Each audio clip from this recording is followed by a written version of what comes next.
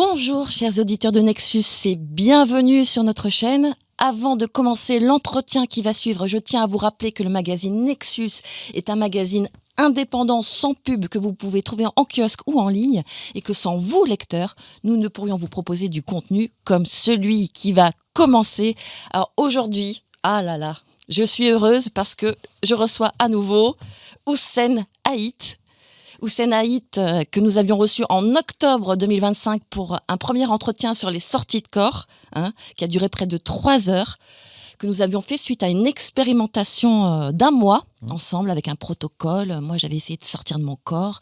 Tu m'as accompagné avec des amis. Ensuite, tu as participé à une conférence en décembre 2025 au théâtre de la Tour Eiffel, où nous avons pu rencontrer du monde. Peut-être que parmi ceux qui nous écoutent, il y en a qui étaient présents. En mars 2026, là, tu as été reçu par Marc et vous avez fait un nouvel entretien sur les sorties de corps pour parler du manga, pardon, il est à l'envers, pour parler du manga qui vient de sortir, que tu as auto-édité, sur lequel tu travailles depuis 2 ans. 2 ans. Un manga Astralflix sur les sorties de corps. Tu avais écrit aussi Le pouvoir des sorties hors du corps, dont nous avons parlé durant le premier entretien. Et aujourd'hui, Houssen, tu n'es pas seul. On a une chance extraordinaire puisque on a l'occasion d'inviter sur ce plateau les personnes qui t'ont accompagné lors du protocole qu'on t'a proposé. Oui. Tu partais de rien et au final, au bout de 15 jours, tu as réussi à vivre une expérience de sortie hors du corps. Et c'est totalement grâce à ces 2 personnes qui sont là. Oui. Donc on est très heureux puisqu'on a constitué ce groupe d'études il y a 3 ans avec ces 2 amis. Et on ne s'est jamais rencontrés. Enfin, moi, j'ai eu l'occasion de rencontrer Thierry il n'y a pas très longtemps. Mais on ne se connaissait pas comme toi quand on t'a accompagné. Et grâce à ces 2 personnes, on a réussi à développer un protocole qui fonctionne, puisque ça a fonctionné sur toi. Et c'est ce qu'on aimerait partager aujourd'hui. Je suis très heureux de les accueillir, Thierry et Laïka. D'ailleurs, ils sont là, on les voit. Voilà. Thierry, Laïka, bienvenue. Alors, on va mettre nos casques pour vous entendre. Depuis la Réunion et les États-Unis. Oui, donc vous êtes loin, donc c'est pour ça que vous n'êtes pas en plateau aujourd'hui. Alors, Houssen, est-ce que tu peux nous dire comment vous êtes rencontrés tous les 3 ? Et est-ce que vous avez entrepris ensemble ? On s'est découvert sur la chaîne Astralflix et ils avaient rejoint le groupe Telegram. Et Thierry, c'est quelqu'un qui ne vivait pas de sortir du corps au début. Je pense que Laïka aussi, elle n'en avait jamais vécu avant quand elle était arrivée. Et ils ont commencé à s'entraîner avec nous dans le groupe. Et ils racontaient leurs tentatives tous les jours, comment ils essayaient. Je me souviens, Thierry, il n'y arrivait pas du tout. Et pourtant, il continuait son entraînement. Il était hyper discipliné. Et au bout d'un moment, ils ont commencé à vivre des expériences. Et ce que j'ai constaté, c'est que Laïka sortait très facilement. Thierry, au début, non, pas du tout. Il n'y arrivait pas. Et au bout d'un moment, ces 2 personnes se sont distinguées du groupe puisque par leur discipline et leur régularité, ils ont commencé à acquérir des compétences. Et ils m'ont largement dépassé. Aujourd'hui, ils maîtrisent mieux que moi la décorporation. Laïka, elle arrive à sortir quasiment tous les jours. Thierry, grâce à sa discipline, il y arrive régulièrement. Et voilà, et aujourd'hui, on est ensemble et on passe un super moment puisqu'on étudie très concrètement, de façon pragmatique, le phénomène. Lors de la décorporation, ce qu'il y a autour de nous, comment on part, comment on se déplace, tout ça, on le note, on écrit, on a constitué une data impressionnante là-dessus. Et on a cette chance de pouvoir vous partager quelques notions qu'on a découvertes ensemble. Alors, juste pour préciser, Astralflix,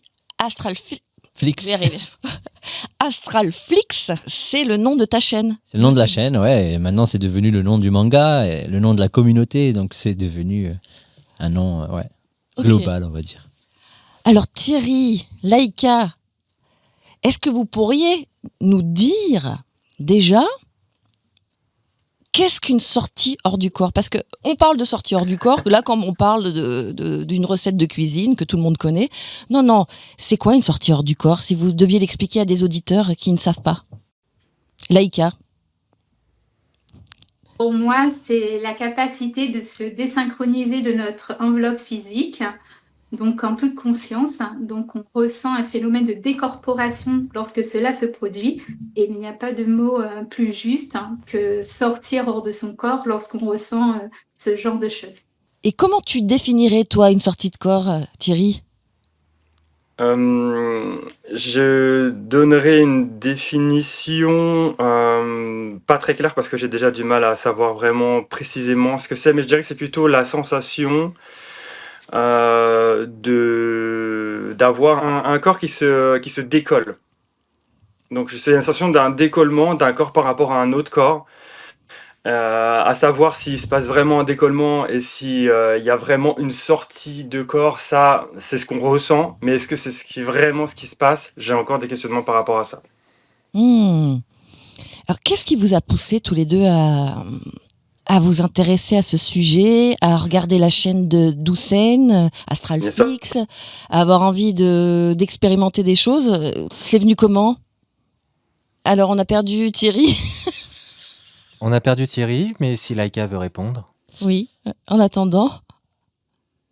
Alors, je me suis intéressée aux sorties hors du corps lors de ma première expérience qui s'est faite de manière totalement spontanée. Donc, j'ai commencé à faire des recherches, à trouver du monde autour de moi qui vivait la même expérience. Et c'est comme ça que j'ai découvert la chaîne Astralflix de Houssen. Donc, je l'ai contacté, je l'ai raconté mon expérience. À ce moment-là, j'ai intégré le groupe d'expérienceurs. On a commencé à s'entraîner ensemble. Et c'est comme ça que j'ai appris à maîtriser le phénomène. Et toi, Thierry, qu'est-ce qui t'a donné envie d'explorer les sorties hors du corps? Le déclic? Le déclic, je dirais que c'est, j'ai écouté des podcasts un petit peu sur le développement personnel, qui m'ont amené progressivement à entendre des personnes qui parlaient du rêve lucide. Je le fais le plus rapidement possible parce que c'est assez long. Et forcément, quand on commence à se renseigner sur le rêve lucide, on tombe sur des vidéos qui sont en rapport avec le sortir hors du corps. Et je suis tombé sur en fait une vidéo de Marco Byrne, la fameuse vidéo qui dure 5 ou 6 heures sur une chaîne de radio. Et j'ai trouvé ça vraiment très intéressant. Dans un premier temps, ça m'a fait un peu, je dirais pas peur, mais ça m'a perturbé. Perturbé parce que c'était vraiment assez impressionnant à écouter. Et je l'ai mis sur pause cette vidéo, j'ai intégré l'information, j'ai travaillé sur les rêves lucides et sur moi, sur ma façon dont j'avais de gérer mes nuits, la peur pas du noir, mais des petites peurs que je devais régler en amont, des compréhensions de certaines choses. Et je suis revenu en fait sur cette vidéo pour la finir et je me suis dit, si cette personne, c'est ce qu'elle raconte est vrai et qu'il y a une chance sur 1 million que ce soit vrai, je me dois d'essayer. Et pour voir si c'est vrai, quoi. Tester, parce que c'est tellement incroyable que je me dois d'essayer de tester ça. Alors, ça a été comment votre première fois? La première sortie hors du corps, hein, je précise. Laïka, comment ça s'est passé? Est-ce qu'il y a eu de la peur avant? Est-ce qu'il y avait de l'excitation? Donc, tu disais que la première, elle avait été spontanée. Est-ce que tu peux un peu nous décrire ce que tu as vécu ce jour-là, ce que tu as vu?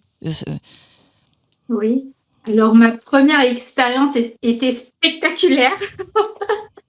C'était merveilleux. Donc, je me suis réveillée. Donc, je me suis retrouvée devant ma porte d'entrée. Je comprenais pas ce que je faisais là. Lorsque je me suis retournée pour retourner vers mon lit, et moi, j'ai été réintégrée. Donc, je me suis détendue de nouveau. Un peu comme lorsque je souhaite me rendre en paralysie du sommeil, parce que c'est un phénomène que je maîtrise.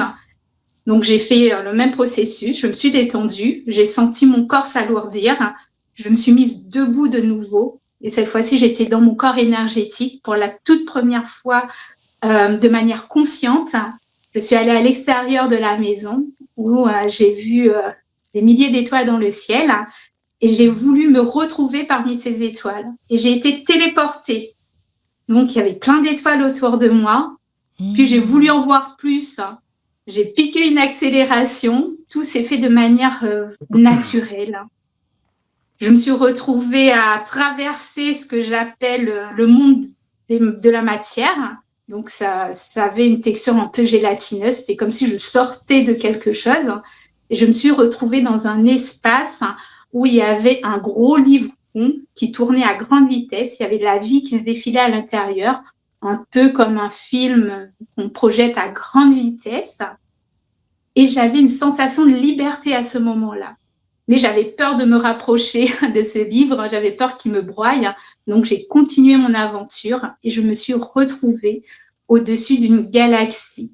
Je n'avais pas de référence à l'époque, hein. Donc cette galaxie ressemblait à un cyclone et c'était totalement magnifique. J'ai ressenti un sentiment incroyable et ça m'a retourné dans mon corps, hein. J'étais sous le choc, émerveillée de ce que je venais de vivre, hein.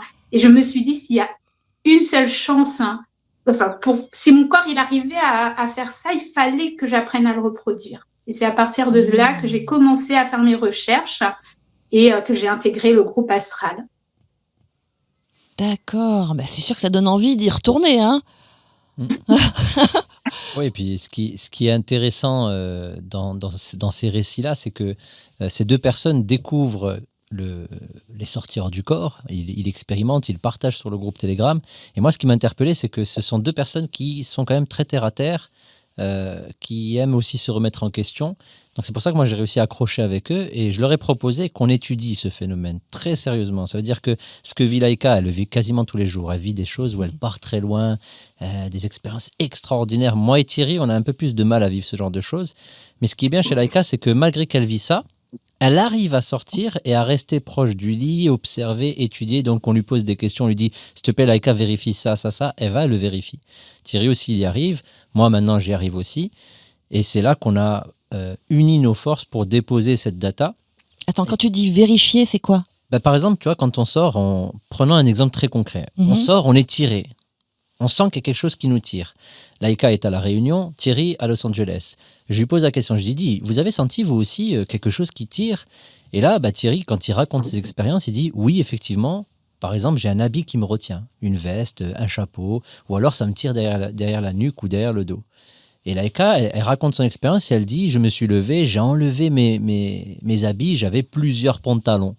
Je dis, mais qu'est-ce que c'est que ces trucs? Laïka, tu vis exactement ce que je vis. Moi aussi, j'enlève le pantalon une fois, deux fois, toi. Mais c'est quoi ces vêtements? Est-ce que, Laïka, tu peux nous dire, est-ce que tu as vécu toi aussi plusieurs fois cette histoire de vêtements? Et après, bah, donnons la parole à Thierry pour qu'il nous confirme cela.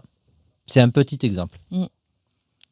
Laïka. Effectivement, lors de la détente, hein, lorsqu'on arrive dans la phase de décorporation, il arrive que parfois on sente la couverture sur nous et on sent qu'on enlève une couche, hein, voire deux couches, hein, afin de s'extirper du lit. Et c'est un phénomène qu'on vit tous les trois. Voilà. Et Thierry, alors, parce que j'aimerais connaître aussi la première fois de Thierry. Ah oui. Alors, c'est la première fois à ce moment-là, déjà, j'ai commencé mes expériences et progressivement, je me suis rendu compte que c'était des expériences que je vivais petit. Donc, c'est pas vraiment la première fois, je le vivais déjà dans ma jeunesse. Seulement, je savais pas trop ce que c'était.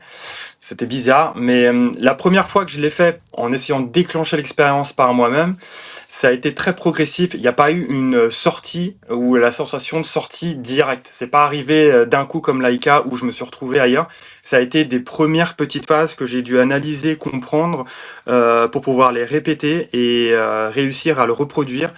Et progressivement, donc au début j'avais des états vibratoires, après j'ai eu des espèces de mouvements de bras qui sortaient comme ça aléatoirement du corps, des pieds, des bras. Puis après j'ai essayé de pousser mon corps et j'arrivais à sortir que la moitié. Puis j'étais à côté mais j'étais dans la glu. Et la première dont je me rappelle qui était vraiment une sortie, je me suis retrouvé d'un coup, donc j'étais en train de faire mon protocole et je me suis retrouvé en fait en face de chez moi sur la plage. J'étais debout sur le sable et j'avais, je crois que j'avais je me rappelle plus du nombre, j'ai l'audio, mais j'avais entre 4 et 6 êtres humanoïdes bleutés blanchâtres qui étaient en statique et qui me regardaient. Et en fait, c'est ça le plus. Et à ce moment-là, j'ai commencé à flipper et c'est rigolo parce que c'est hyper compliqué à décrire. Mais à ce moment-là, j'avais le choix entre, il y avait une voiture à côté de moi et il y avait une fusée au loin. Je sais pas trop si c'est une métaphore ou quoi que ce soit, mais j'avais le choix de prendre soit la voiture, soit la fusée. Je voulais aller dans la fusée pour décoller, mais je suis allé dans la voiture, j'ai eu peur et j'ai conduit la voiture sur le sable et c'est parti dans un délire complet. Je sais pas s'il y avait de l'onirisme dedans ou quoi que ce soit, mais le plus important c'était ces êtres qui étaient autour de moi, et ça m'a fait peur en fait à ce moment-là. Je suis né dans quelque... Ah, Mais c'est la première dont je me rappelle qui est vraiment la plus intéressante. Et après, c'est rigolo parce que à ce moment-là, j'ai vécu quelque chose d'assez fantastique où il y avait des êtres humanoïdes autour de moi. Mais après, je suis retourné à un truc très basique, très protocolaire et pas trop protocolaire, mais step by step, de petites sorties où j'analysais les choses et ça se passait petit à petit. Donc j'ai l'impression que j'étais pas vraiment prêt à vivre des grandes choses encore. Comme Laïka pouvait l'être, qui est beaucoup plus ouverte d'esprit. Moi, c'est vraiment une construction, comme des briques sur des briques, sur des briques, sur des briques, sur des briques. Donc, Thierry, on a perdu ta... Oui, on a perdu ton visage, mais on a bien ta voix. Merci. Alors, on va continuer. Hein. Ton visage va-t-il revenir? Alors, Houssen, quand Oui, même. oui. J'aimerais bien que toi aussi tu parles de ta première fois parce que tu en parles dans ton livre, Le pouvoir des sorties hors du corps.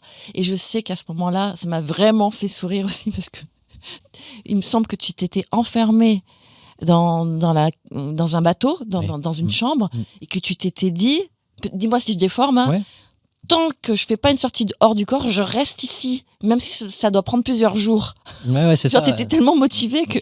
Bah, pareil que Thierry, quand je suis tombé sur la vidéo de Marc qui dure 6 heures, je me suis dit, et comme Laïka aussi, je me suis dit, mais si ce phénomène est réel, il faut vraiment que je le vive. Je peux pas laisser passer un truc comme ça et pas le vivre. Donc, je me suis entraîné plusieurs fois. J'ai eu, comme Thierry, progressivement des signaux. Et moi, c'est ces signaux qui m'intéressent beaucoup. Je les ai enchaînés, donc l'état vibratoire, quelqu'un qui me prend la main, ma première sortie dans ma chambre et dans le salon, mais c'était noir, tu vois, donc j'étais pas sûr, c'était foncé, lourd, etc. Et un jour, j'ai un bateau à prendre entre le Maroc et la France, donc Marseille et Tanger. On a 48 heures de traversée. Je prends ma chambre et je dis maintenant, c'est simple, je vais m'allonger, et tant que je ne sors pas, je reste allongé. Mhm. Il y a 48 heures, même si j'ai faim, c'est pas grave, je bouge pas. Et donc, je suis resté allongé en essayant de rester le plus réveillé possible, sans bouger, ce qui est difficile. Et je suis resté 7 heures à attendre. Et au bout de 7 heures, Mm. j'ai eu cette première sortie qui s'est passée, qui était merveilleuse. Comme Thierry, je me suis retrouvé à sortir et à voir des êtres, etc., à me poser des questions, et c'était magnifique. Mais voilà, ce qui est intéressant, c'est tout ce phénomène qui mène à la sortie hors du corps dont parlait Thierry. Laïka, par exemple, tout à l'heure, tu parlais de ses vêtements. Ce qui est intéressant, quand on écoutait justement Mark O'Byrne parle de cette matière éthérique, epsilon. Thierry, Laïka et moi, on s'est dit, non, ces choses n'existent pas. On s'est dit, ça n'existe pas. Voilà. Sortons de notre corps, allons vérifier, mais on est sûr que ce truc-là, la matière epsilon, ça n'existe pas. Et on constate qu'il y a ces fameux vêtements. Thierry, tout à l'heure, parlait de la glu. Donc, il sort, il y a quelque chose qui le retient. Moi, ce matin, donc cette nuit, j'en ai vécu une. Il y a une espèce de couverture qui est au-dessus de ma main. Et quand je suis émotif, elle se contracte. Et quand je lâche mes émotions et que je me détends, elle se relâche. Qu'est-ce que tu en penses, Laïka, de ça? Oui, effectivement, il y a une attraction qui se fait lorsqu'on émet une tension, mais en même temps, c'est ce que je disais un petit peu avant, c'est qu'on peut se servir de nos émotions pour essayer de le rendre un peu plus malléable. C'est-à-dire que l'émotion va nous permettre d'effectuer comme une forme pensée qui va nous permettre, par exemple, de sortir de notre corps. Par exemple, lorsque je souhaite sortir de mon corps, ce que je fais, c'est que j'émets une émotion afin de créer un être qui va venir me tirer de mon corps. Donc, ça m'est arrivé déjà de le faire. Alors, tu peux donner un exemple plus précis parce que là, vous m'avez un peu perdu. Donc, tu crées une émotion, c'est-à-dire que une émotion positive, Alors, par exemple, une émotion joyeuse, et c'est un être joyeux qui va venir te... Non, c'est pas ça? Non, pas forcément. On peut créer une forme pensée. Alors, il faut savoir que lorsqu'on se retrouve dans la phase, donc cette ouverture astrale où on peut commencer à faire nos exercices, toutes nos pensées se créent. Par exemple, on peut créer le doute, sans même en avoir conscience. On peut créer, par exemple, je peux créer mon mari, je peux créer ma fille, seulement parce que je sais, par exemple, qu'ils sont dans la maison.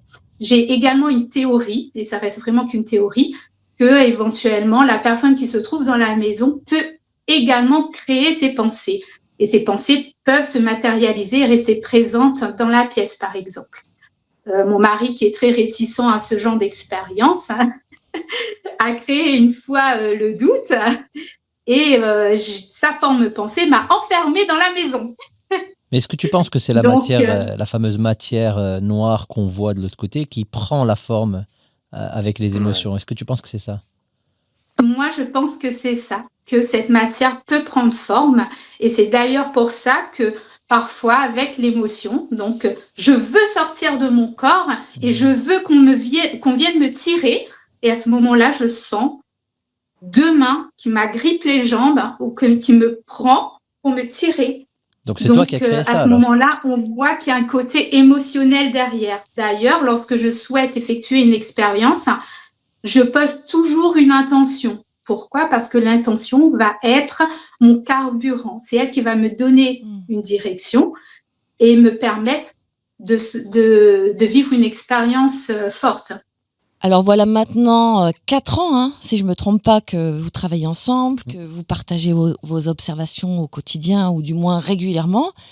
Quelles sont les découvertes communes? Vous en avez déjà cité une, hein, sur le fait d'être des fois tiré, d'enlever vos pantalons, vos vêtements, tout ça, que ce soit complexe de sortir.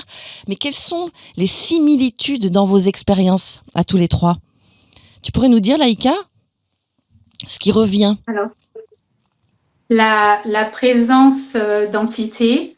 On a également l'état vibratoire. Donc, c'est le moment où notre corps vibre, littéralement. On peut entendre également des sons. Nous voyons des images hypnagogiques. Donc, ce sont des images qui nous emmènent vers le sommeil. Et on travaille en fait avec tous ces éléments afin de créer un protocole pour arriver au phénomène de décorporation. Donc ça, c'est pour le travail préparatoire, quoi. C'est quoi, en tout cas, c'est ce qui se passe au début de la sortie de corps. Quand tu dis les vibrations, c'est le moment où le corps va se mettre à trembler, c'est ça, hein?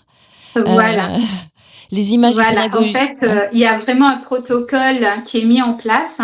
Bon, chacun a un langage différent, mais finalement, on vit tous la même chose, mais avec des langages différents.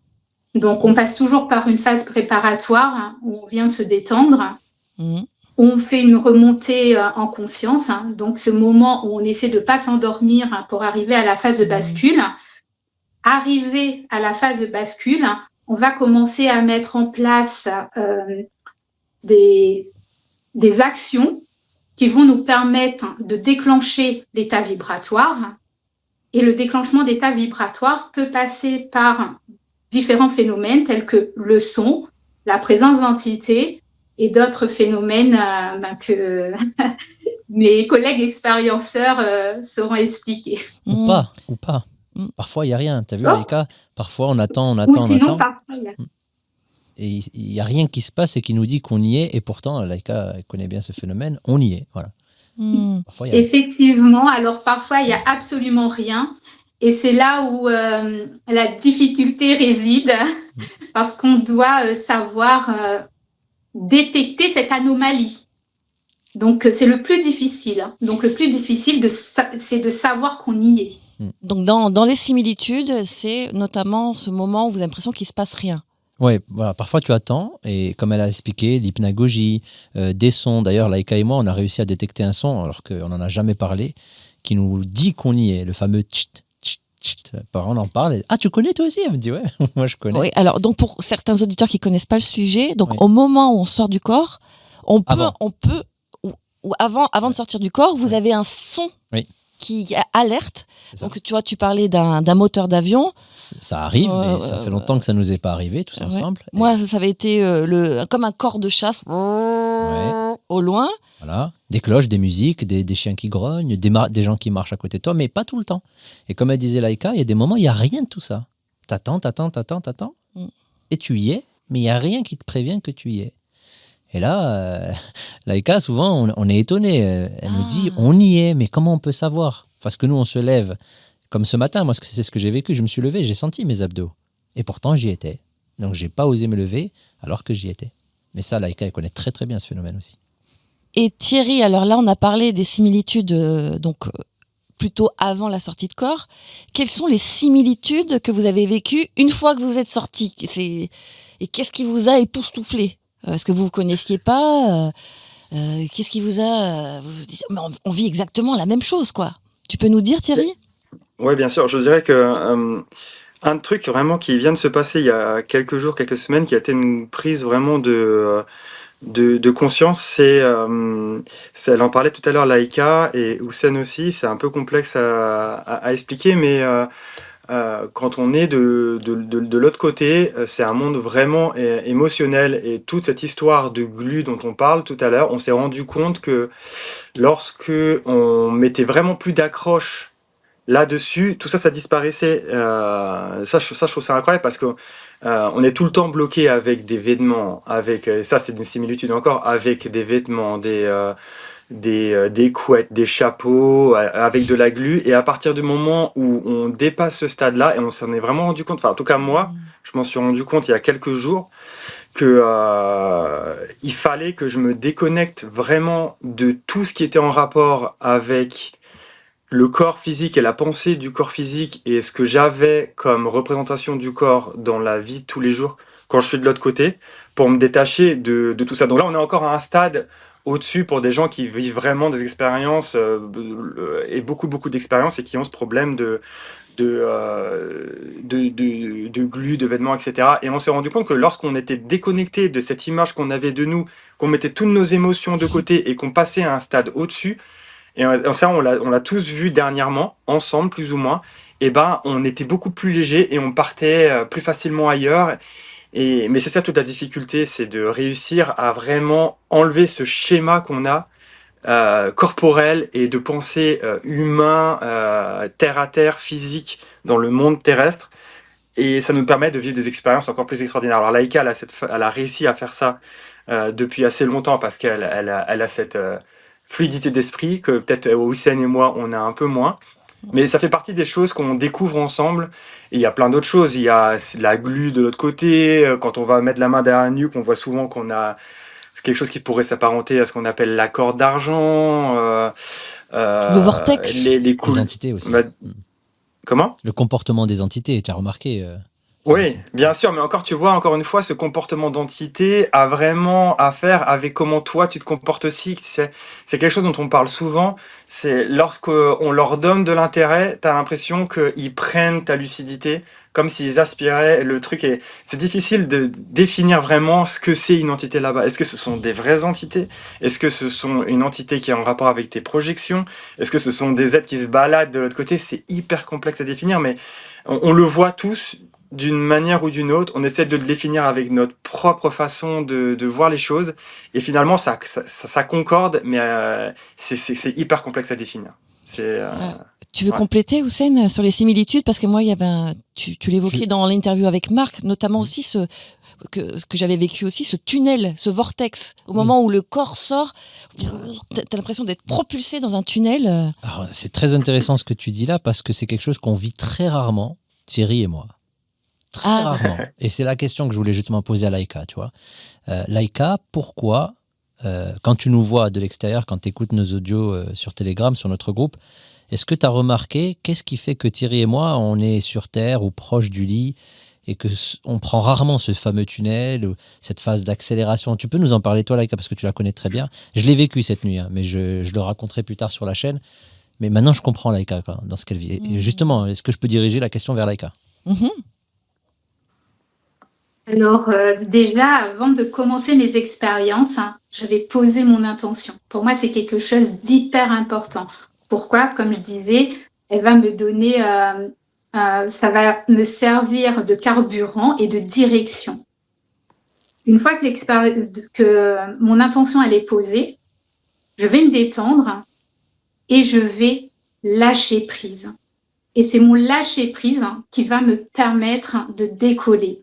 Alors, peut-être qu'il manque de lâcher prise dans les expériences, parce que c'est quelque chose d'hyper difficile à faire. J'apprends toujours à le faire, je réussis pas à tous les coups, mais lorsque le lâcher prise est suffisant, je décolle et je suis catapultée.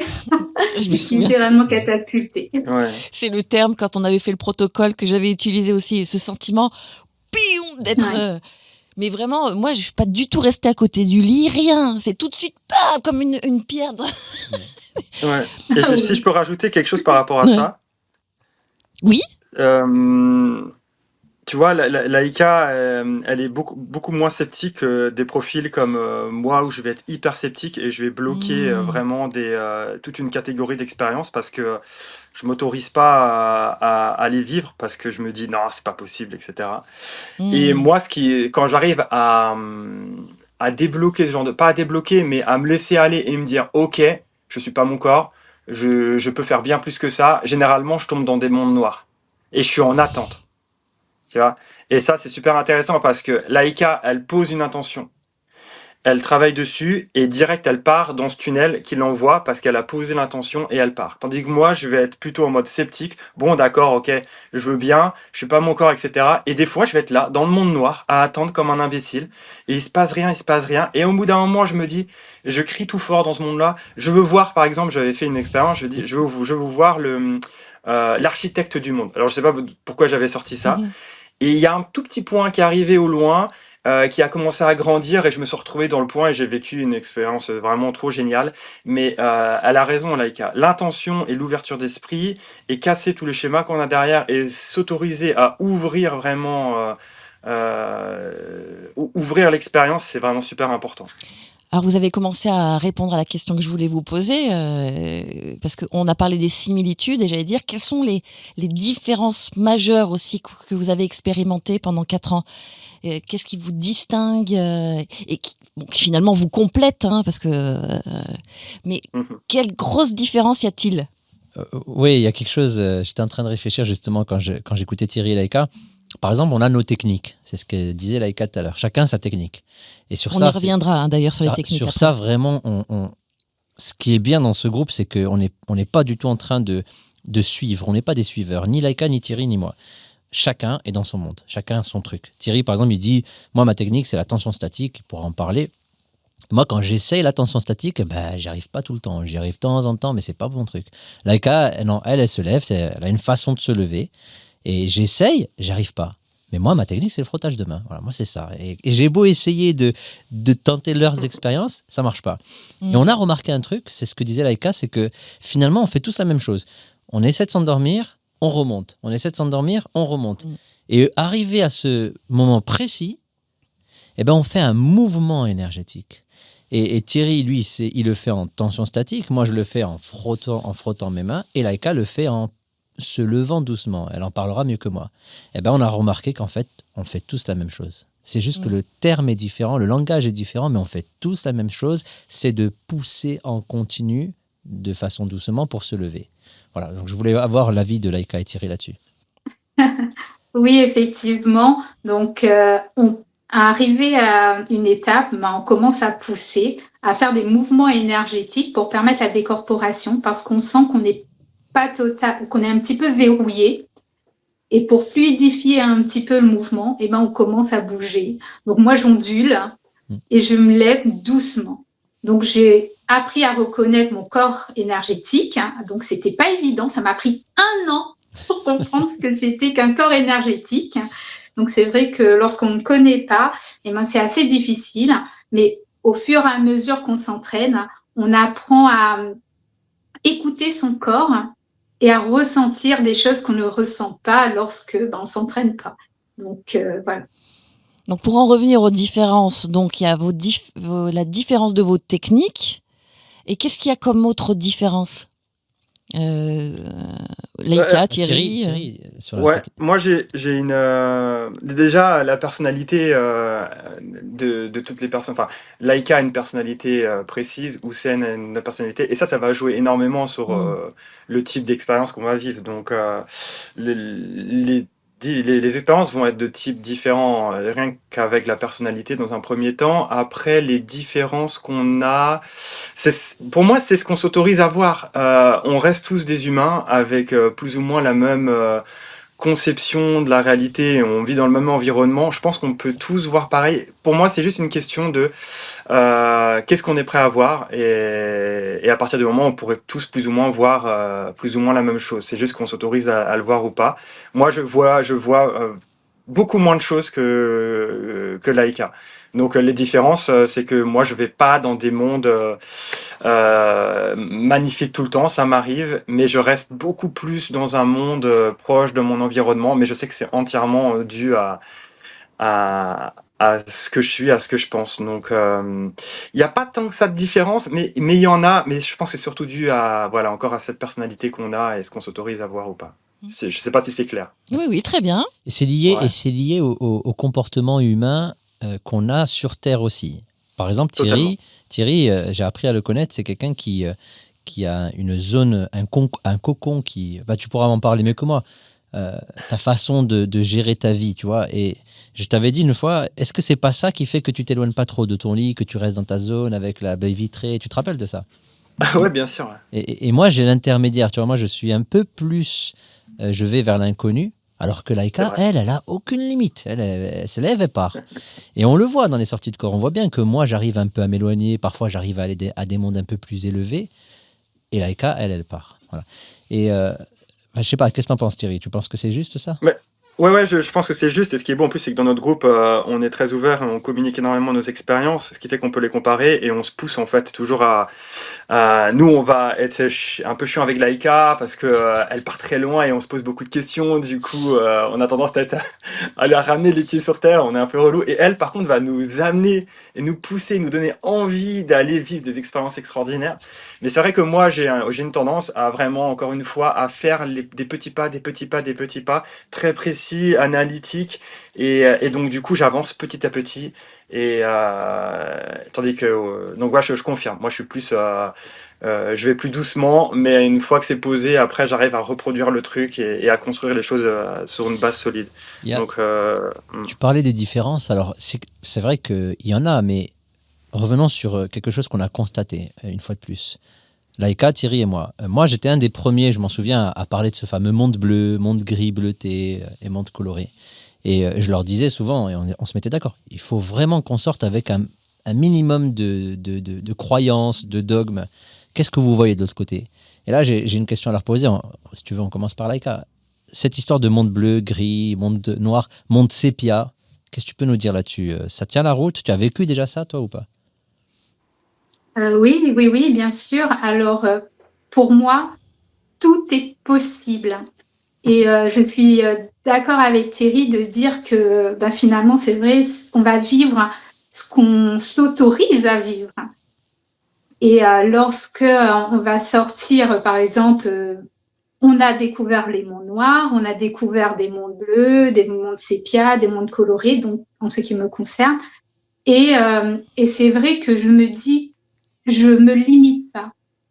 Je me dis que tout est possible. Par exemple, ce matin, tu as vécu une expérience de monde géométrique. Certaines personnes vont s'interdire de vivre ce genre d'expérience parce qu'ils vont se dire c'est beaucoup trop farfelu. Alors que moi, je vais laisser s'ouvrir en fait le champ des possibles. T'accueilles tout. Et je pense, oui, moi j'accueille tout. J'accueille absolument tout. Et je suis très contente finalement de pouvoir évoluer avec Houssen et Thierry qui me ramènent sur Terre et c'est vrai. Et d'avoir ce côté un peu critique aussi parfois de mes expériences. Parce que si on me laisse, tout est sorti hors du corps et voilà, dans la limite où je suis consciente. Alors que non. Est-ce que tu as remarqué, Laïka, dans les couleurs, est-ce que tu as remarqué que la couleur détermine ce qui va se passer dans l'expérience? Bon, moi, j'en parle sur ma chaîne, Ah oui. mais donne-nous ton avis, s'il te plaît, là-dessus. En commençant par la couleur la plus basse et après la couleur la plus élevée, selon toi. Donc, la couleur la plus basse que j'ai pu voir, ça va être un monde noir-gris. Puis, on va monter, je vais voir une couleur un peu marron sale. Et avec ça, on ressent aussi les odeurs, hein, parce que les odeurs, elles sont pas agréables. Donc, on sent une odeur de pourriture. Faut le dire Ah ouais, comme vous avez c'est. les odeurs aussi. Putréfaction, ouais. Oui, Ah oui, lors de mes expériences, je ressens les odeurs et c'est vraiment écœurant. Donc, lorsqu'on se retrouve dans ces mondes-là, alors pas toujours, hein, mais il m'est arrivé de sentir. Puis, on a un monde plutôt bleu, donc gris, un peu crépuscule, comme si on était éclairé par la lune. on passe par un monde coloré, mais après, quand on arrive dans des mondes colorés, il peut arriver qu'on ait une qualité plus ou moins bonne. Et puis, lorsqu'on évolue dans ces mondes colorés, et ben, plus on monte en vibration, c'est ce que je ressens. Et plus le monde est coloré, parfois on a des couleurs qu'on n'arrive pas forcément à décrire. Ça part un petit peu dans du fluo, ça a des paillettes et et l'environnement, on peut ressentir de l'émotion dans ces environnements. Ouais, j'allais te dire ça, la vie. Est-ce que tu as vu une différence de vie entre les couleurs basses, noir, gris, sépia, bleu et après coloré? Est-ce que tu vois une différence de vie? Alors, déjà, plus on est bas et plus c'est dense. Et plus on augmente et plus on est léger.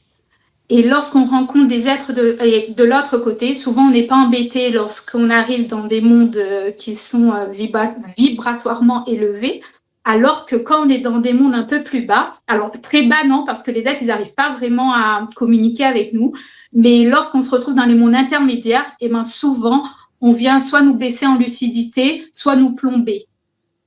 Donc voilà, il y a quand même une interaction qui se fait. Mais lorsqu'on va dans des mondes qui sont hauts, donc haut, bas, je ne sais pas s'il faut vraiment le dire comme ça, mais on sent que tout est beaucoup plus fluide. Il y a un point qui est intéressant, ça me revient en tête. Quand je disais à Laïka, et même pareil avec Thierry, c'est vrai qu'on était un peu, entre guillemets, méchant avec elle parce que elle vit ses expériences de façon libre. Et moi et Thierry, à chaque fois, on se remet en question. On dit, mais non, ces trucs n'existent pas. Et Laïka, elle croisait des entités et je lui disais, mais non, Laïka, c'est pas des entités. Je suis sûr que c'est pas des entités. Étudie-les. Et donc, elle a pris le temps de les étudier, regarder leurs yeux, regarder leur comportement. Et j'avais beau lui répéter, c'est pas vrai, c'est pas des entités, c'est pas des entités.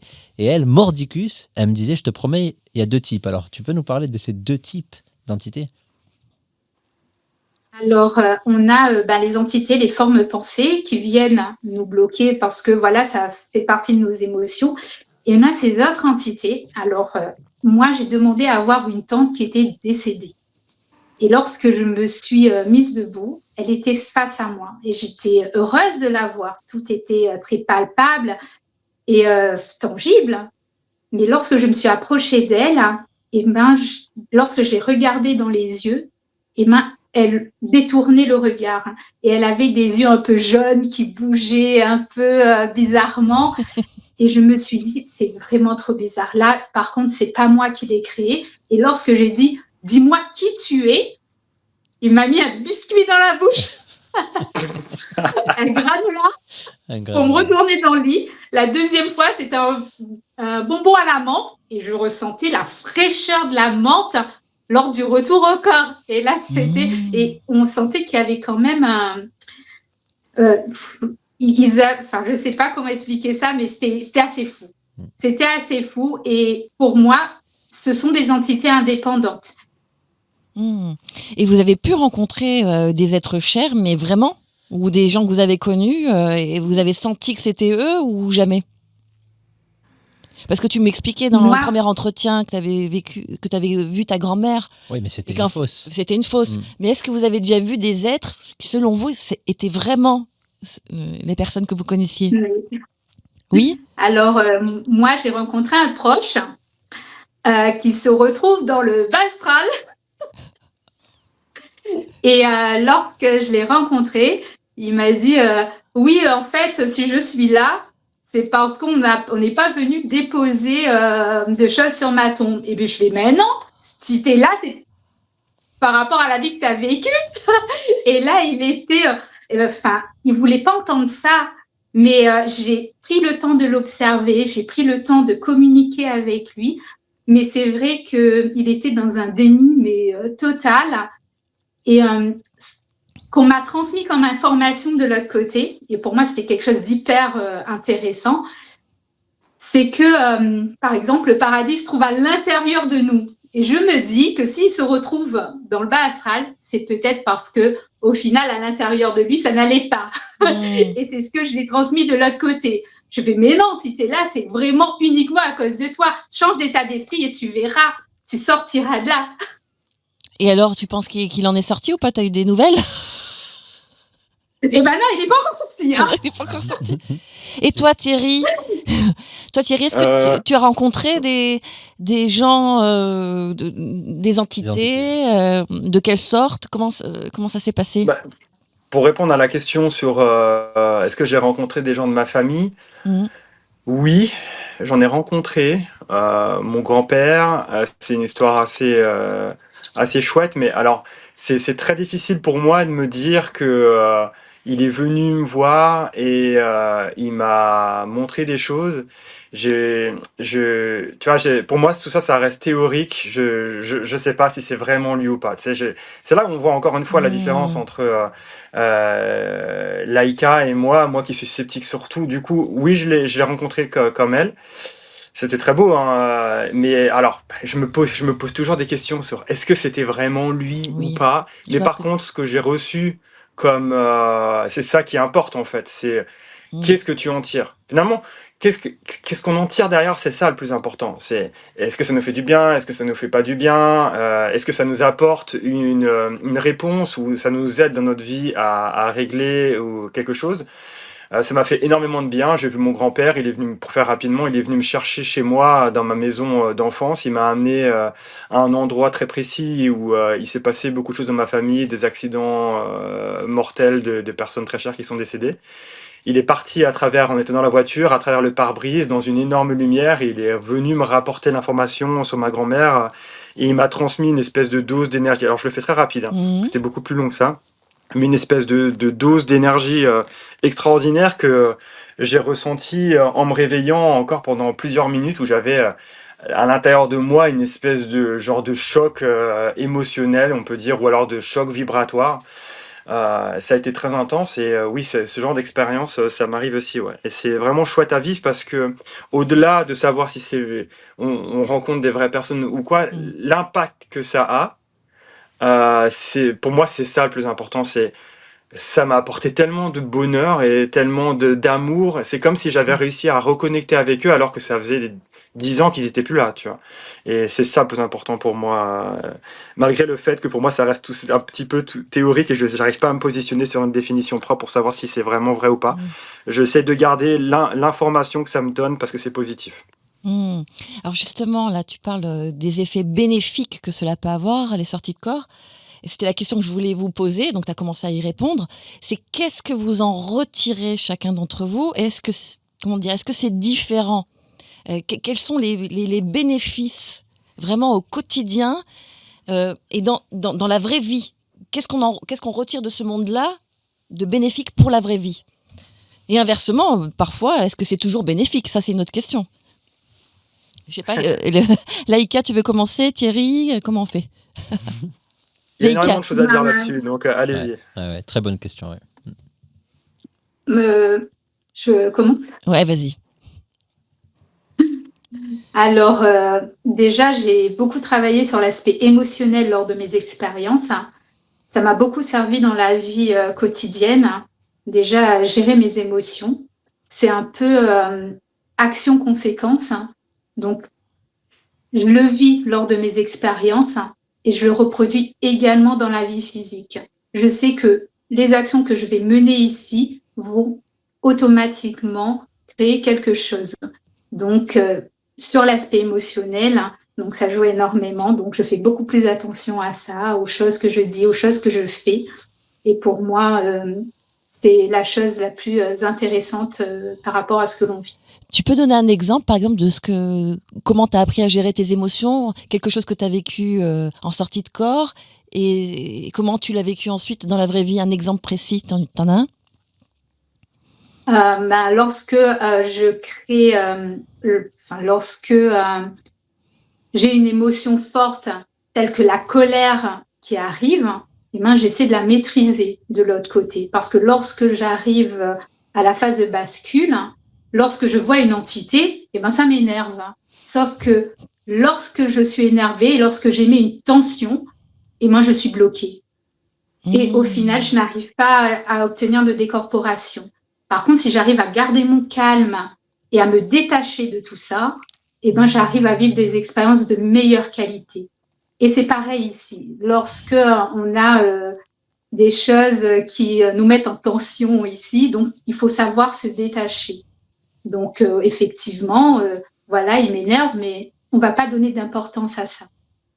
On va essayer de dépasser ça pour justement passer une bonne journée, par exemple. Ça me fait des frissons ce que tu me dis. Thierry, tu voulais ajouter quelque chose? Hein, je crois que Ouais, on pourrait en parler pendant 2 heures, parce que pour moi, c'est la partie la plus intéressante. Ce qu'il faut savoir, et je sais que vous le pensez aussi, Houssen et Laïka, et même peut-être toi Estelle, vu que tu l'as vécu aussi, c'est que lorsqu'on va faire nos exercices la nuit, déjà, c'est une autre parenthèse qui s'ouvre. C'est comme si on avait pas une double vie, mais on continuait notre vie la nuit, et tu te couches pas juste en te disant que tu vas te réveiller le lendemain. Tu te couches en te disant que tu vas vivre des expériences incroyables. Et déjà, ça, mentalement, c'est trop bien, parce que t'es pas en train de te dire, bon, demain, je vais au taf, il faut que je reprenne le boulot, etc. T'es là, tu vas t'amuser, quoi. Tu vas découvrir des choses, t'es un aventurier. Et ce qu'on vit de l'autre côté, on peut toujours le retranscrire dans la vie réelle, et trouver en fait des informations qui vont nous permettre, comme elle a dit Laïka, par exemple par rapport à l'émotion. Donc c'est comme une zone d'apprentissage là-bas. C'est comme une grande cour où on apprend, et c'est comme si notre vie elle était doublée d'un apprentissage. Et ça c'est extraordinaire, parce que on apprend tellement de choses là-bas sur notre vie physique ici. On peut tout prendre, tout transposer dans ce qu'on vit, et faire des analyses constantes. Et on est là, waouh, on en apprend tellement. Donc, Et qu'est-ce que tu as appris qu'est-ce que tu as appris de majeur selon toi depuis que tu as commencé? Quel enseignement vraiment primordial tu en as retiré? Je pense que j'ai même désappris des choses en fait. Surtout, je ne comprends plus déjà ce que c'est la réalité. Au début, pour moi, il n'y avait qu'une seule réalité. Le truc majeur qui me pose, c'est que j'ai désappris, et je détruis un petit peu ta question, mais je me pose énormément de questions sur la nature de la réalité. Et pour moi, elle n'est pas genre juste linéaire, comme on pourrait la penser, où tu vis juste ta vie sur un flot continu. C'est beaucoup plus complexe que ça. Et je me pose énormément de questions là-dessus, sur la vraie profondeur de la réalité. Et c'est juste impossible pour moi aujourd'hui de réussir à la définir. J'ai appris aussi que l'aspect le plus important aussi, c'est l'émotion, comme elle en a parlé, Laïka, détermine énormément de choses, que ce soit là-bas ou ici. Donc il faut vraiment apprendre à gérer les émotions, et j'essaye vraiment de le faire en conscience, en pleine conscience aussi, sur ma vie réelle de tous les jours, et ce qui est vraiment vraiment pas facile. Donc on apprend en fait là-bas à gérer notre lucidité, et on apprend du coup à la gérer sur Terre aussi, et à prendre beaucoup plus conscience de comment on pense, comme elle l'a dit Laïka, comment on agit. Et du coup, en fait, on a plus. Ça fait des pop-up, comment on dit, des éclats dans la journée dans notre tête. Ok, il faut que je sois beaucoup plus lucide. Attention à ce que tu fais. Et c'est que des va-et-vient dans le monde là-bas, le monde ici, et qui nous. C'est vraiment passionnant, parce que il y a aussi l'aspect, ça c'est un aspect très très particulier, c'est tout l'aspect de la sexualité là-bas, et l'énergie sexuelle. Houssen, il en a parlé beaucoup aussi sur sa chaîne. C'est gérer ce flux qui est très très très puissant aussi de l'autre côté, qui est très créateur, et qui a tendance à te laisser sur une base, et te tirer pas vers le bas, mais te rester bloqué dans un monde, quoi. Et là-bas, si tu fais ça ici sur Terre, c'est pareil, si tu restes bloqué dans un environnement, et si tu le fais là-bas, tu restes bloqué dans un environnement. Donc voilà, je vais pas te dire trop de choses, mais tu vois, il y a tellement de choses à dire. Les entités, Thierry, parce que tu en as beaucoup parlé. Quand tu as une entité qui t'attaque, et en fonction de comment tu réagis, est-ce que tu as remarqué quelque chose qui correspond aux êtres humains sur Terre? Oh bah oui, c'est clair. Moi, je le vis beaucoup, surtout en ce moment par rapport à mon travail. C'est que si tu leur donnes de l'accroche, ils s'accrochent à toi, quoi. Et si tu lâches prise, et que tu les laisses, et que tu es comme un poisson, et l'eau glisse sur toi, et que tu passes à côté en étant vraiment comme au-dessus de ton corps, et t'es déconnecté, tu passes dedans ce flux qui peut être négatif pour toi très facilement. Et c'est pareil de là-bas ou ici. Il faut vraiment réussir à prendre la hauteur par rapport à ça, à lâcher prise par rapport à ça, et ça aide énormément. Ouais. Donc on en revient à ce que disait Laïka au début, ça vous a appris un certain détachement, ne plus se laisser atteindre par les autres, ne plus se laisser déborder par ses émotions, perdre le contrôle de soi. Donc finalement, ça vous a appris à mieux, j'aime pas trop ce terme contrôler, mais à mieux vous connaître et mieux vous... Maîtriser. Maîtriser, voilà, maîtriser. Merci Adrien, qui est à la technique aujourd'hui. Par rapport, moi j'avais une question, tout à l'heure on parlait des intentions. Est-ce que quand vous avez commencé à travailler ensemble, vous aviez les mêmes intentions? Ou c'est-à-dire, est-ce que c'était l'apprentissage de comment dire, le développement de la connaissance de soi, ou certains c'était du tourisme, un peu du tourisme spirituel? C'était quoi votre intention de départ et est-ce qu'elle a changé cette intention en cours de route? Laïka. Alors, moi, mon intention de départ, déjà, c'était de maîtriser le phénomène. Donc, savoir comment y arriver, pouvoir le reproduire quand je voulais. Et au fil du temps, effectivement, ça a évolué. Donc, j'ai appris à reconnaître la phase de bascule. Et une fois que j'ai compris comment me décorporer, je l'ai reproduit plusieurs fois. J'ai voulu aller un peu plus loin que la maison. Donc au début, j'allais surtout autour de chez moi. Puis j'ai commencé à aller un peu plus loin et ça s'est fait au fil du temps. J'allais beaucoup dans le bas astral au début, mais j'étais super contente d'y aller parce que voilà, il y avait quand même le phénomène de décorporation. Je découvrais un autre monde, même si c'était le monde d'en bas, c'était pas grave. J'étais tellement contente de pouvoir vivre ça. Et au fil du temps, j'allais de plus en plus haut. Je déclenchais les états vibratoires. J'ai commencé à avoir de nouvelles sensations parce que le son, je l'avais pas au début. J'avais effectivement le phénomène vibratoire. Puis, j'ai eu un peu moins de vibrations. Ça a été la phase où il y avait absolument rien, où il fallait commencer à détecter des anomalies et j'en avais pas. Donc là, c'était vraiment écouter mon corps, écouter les sensations, le fait que mon corps il s'alourdisse un peu plus. Puis, il y a eu un son le soir, ça a été chut. Et du coup, là, ça me dit, ça y est, tu y es, tu peux commencer à faire tes mouvements énergétiques. Et maintenant, je me fixe des objectifs comme aller sur d'autres planètes, voir, par exemple, le Orion ou des trucs comme ça. Donc, des expériences un peu différentes. Oui, alors, je n'ai pas encore atteint cet objectif-là, mais ça fait partie d'un de mes objectifs. Par exemple, récemment, j'ai voulu palper mon corps physique.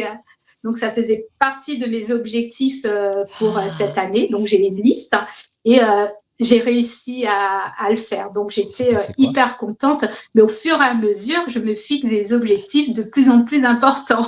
Attends. Palper son corps physique, c'est-à-dire que tu es sorti de ton corps, tu t'es regardé dans ton lit et tu t'es touché toi-même. Ça m'intéresse. Ouais. J'étais même pas au courant, donc tu vois, je vais découvrir en direct. Vas-y, qu'est-ce qui s'est passé, Laïka?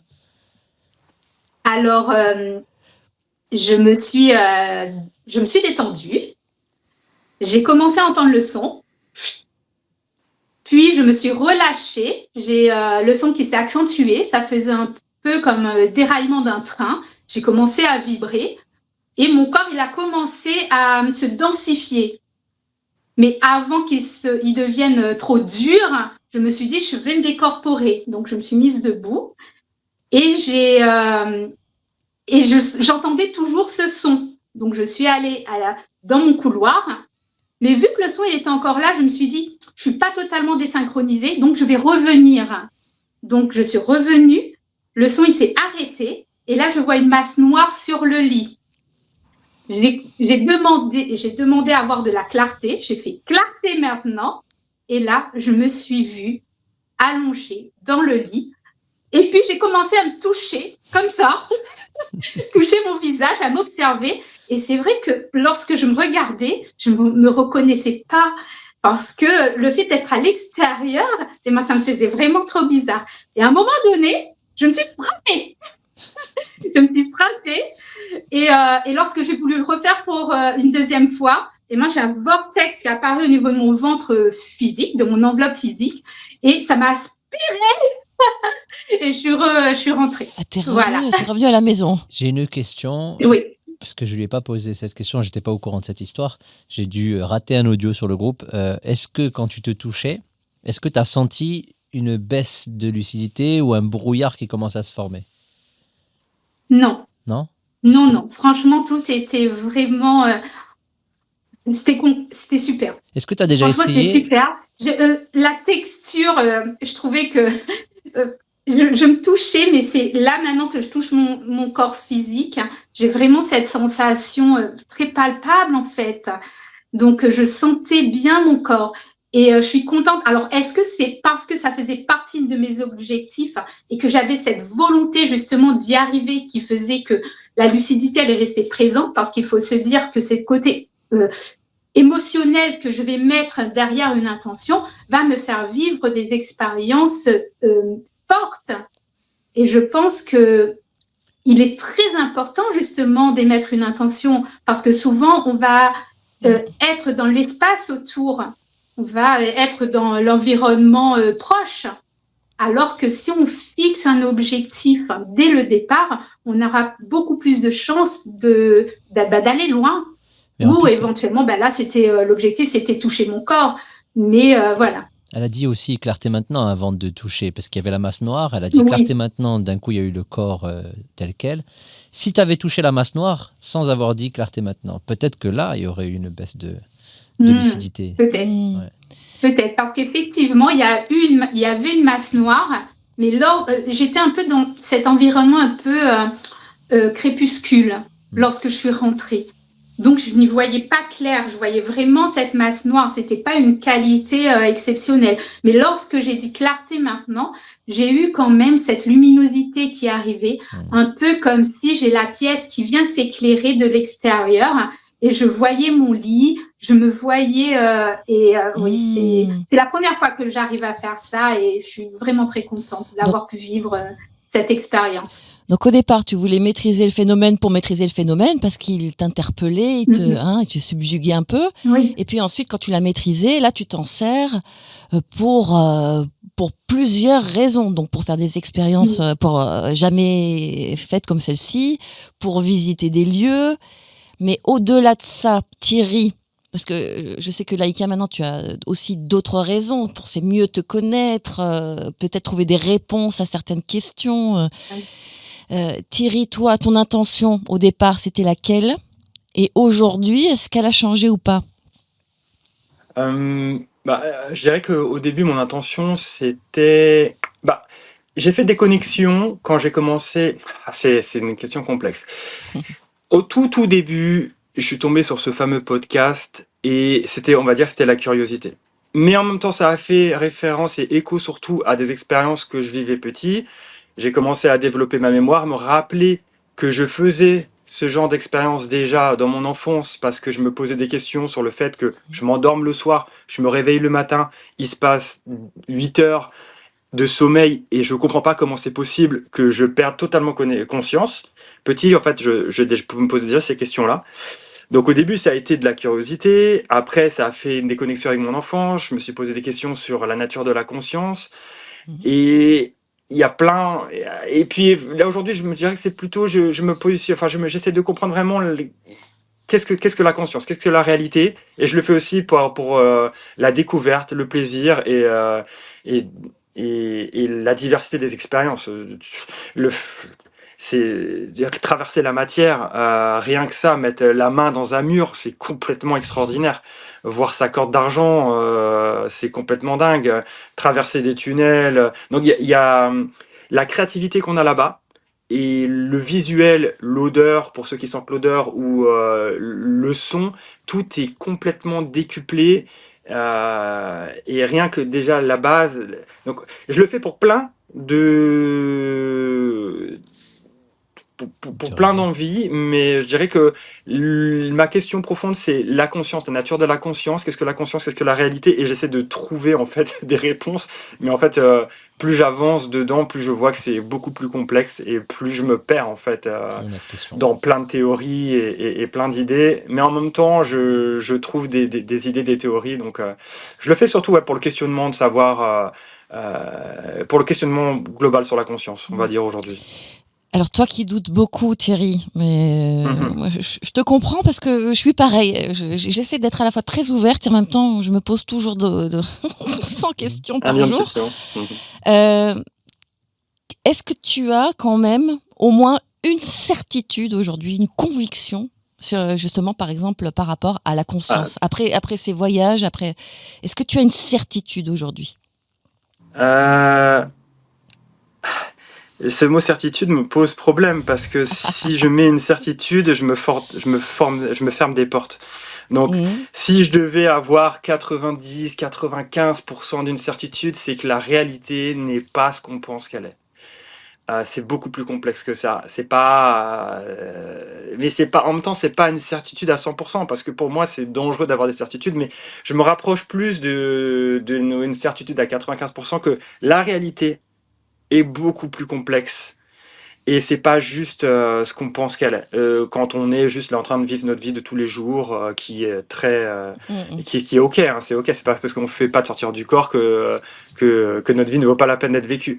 Mais je pense que ce serait le truc le plus Mhm. intéressant que j'aurais à dire, c'est que la réalité est beaucoup plus profonde, beaucoup plus diverse que ce qu'on pense qu'elle est.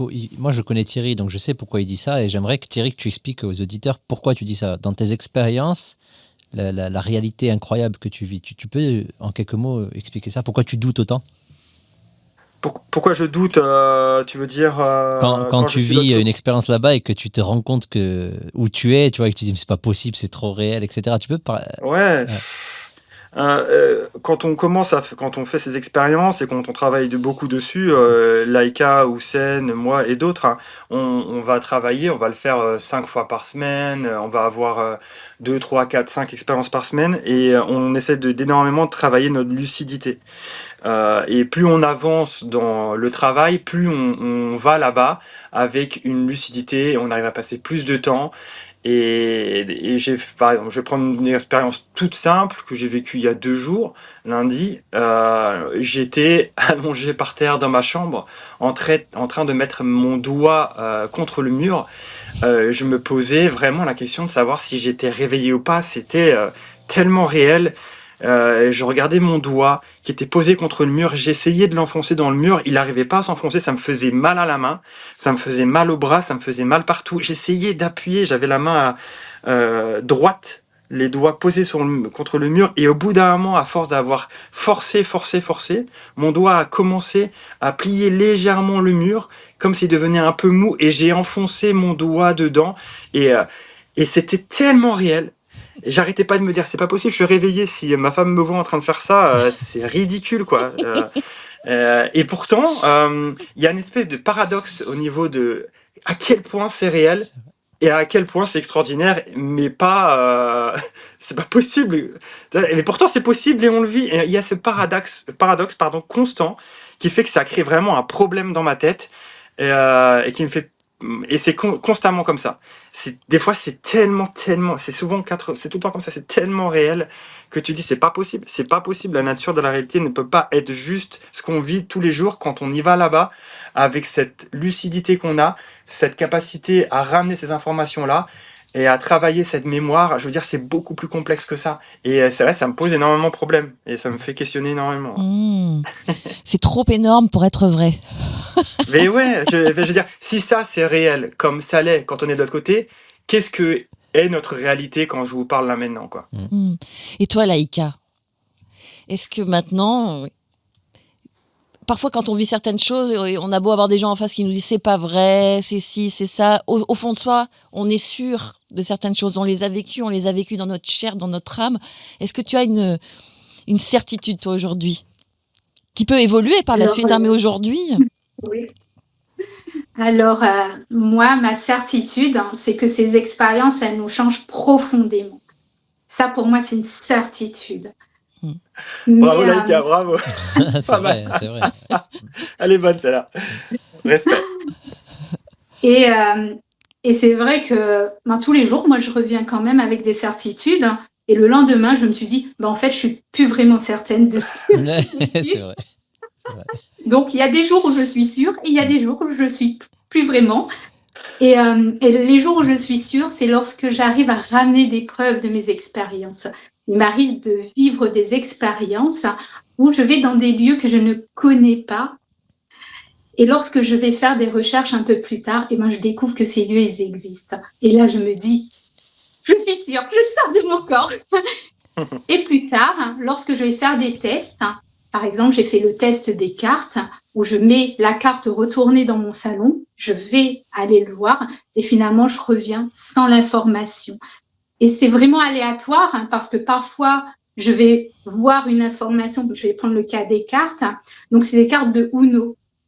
Donc, j'ai fait plusieurs jours et un jour, je mets une carte et dans mon salon, je vois une roue, la roue du hasard. Et là, je me dis, mais c'est du n'importe quoi, retourne dans ton corps, tu es en train d'halluciner. Et donc, lorsque je reviens et que je regarde ma carte, effectivement, sur la carte de Uno, c'est la roue du hasard, sauf qu'elle ne se trouvait pas sur la carte, mais à l'extérieur de la carte. Donc, à un certain moment, je me dis que l'information, pareil, elle n'arrive pas forcément comme on l'imagine. Alors, tout à l'heure, tu demandais si on pouvait voir des proches de l'autre côté.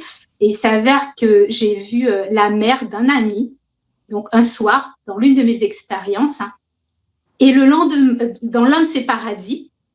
Et lorsque je me suis réveillée, j'étais en pleurs. C'était tellement beau ce que j'avais vécu. Donc, je l'ai raconté à mon mari. Mais je lui ai dit, je peux pas lui raconter une telle chose. C'est pas possible. Je suis assez perchée comme ça. Il va me dire, non, mais celle-là, c'est bon, elle est en train de perdre la tête. Et lorsque je me suis retrouvée avec l'ensemble de ma famille, j'ai sa compagne qui me dit, oui, pour la première fois, il est allé il est allé sur la tombe de sa mère. Et moi, j'ai vu sa mère le soir, donc ça a été une synchronicité. Et à ce moment-là, je l'ai raconté, écoute, j'ai fait une expérience, j'ai vu ta maman, elle est au paradis, et elle m'a dit que de là où elle était, elle te voyait. Et moi, quand je l'ai vue, je lui ai dit, oh, c'est trop beau là où tu es, il serait tellement heureux de te savoir ici. Donc voilà, c'est vrai que ce genre de synchronicité me conforte dans mes expériences. Mais il arrive que parfois, tout s'écroule parce que je n'arrive pas à reproduire, à ramener à chaque fois des preuves.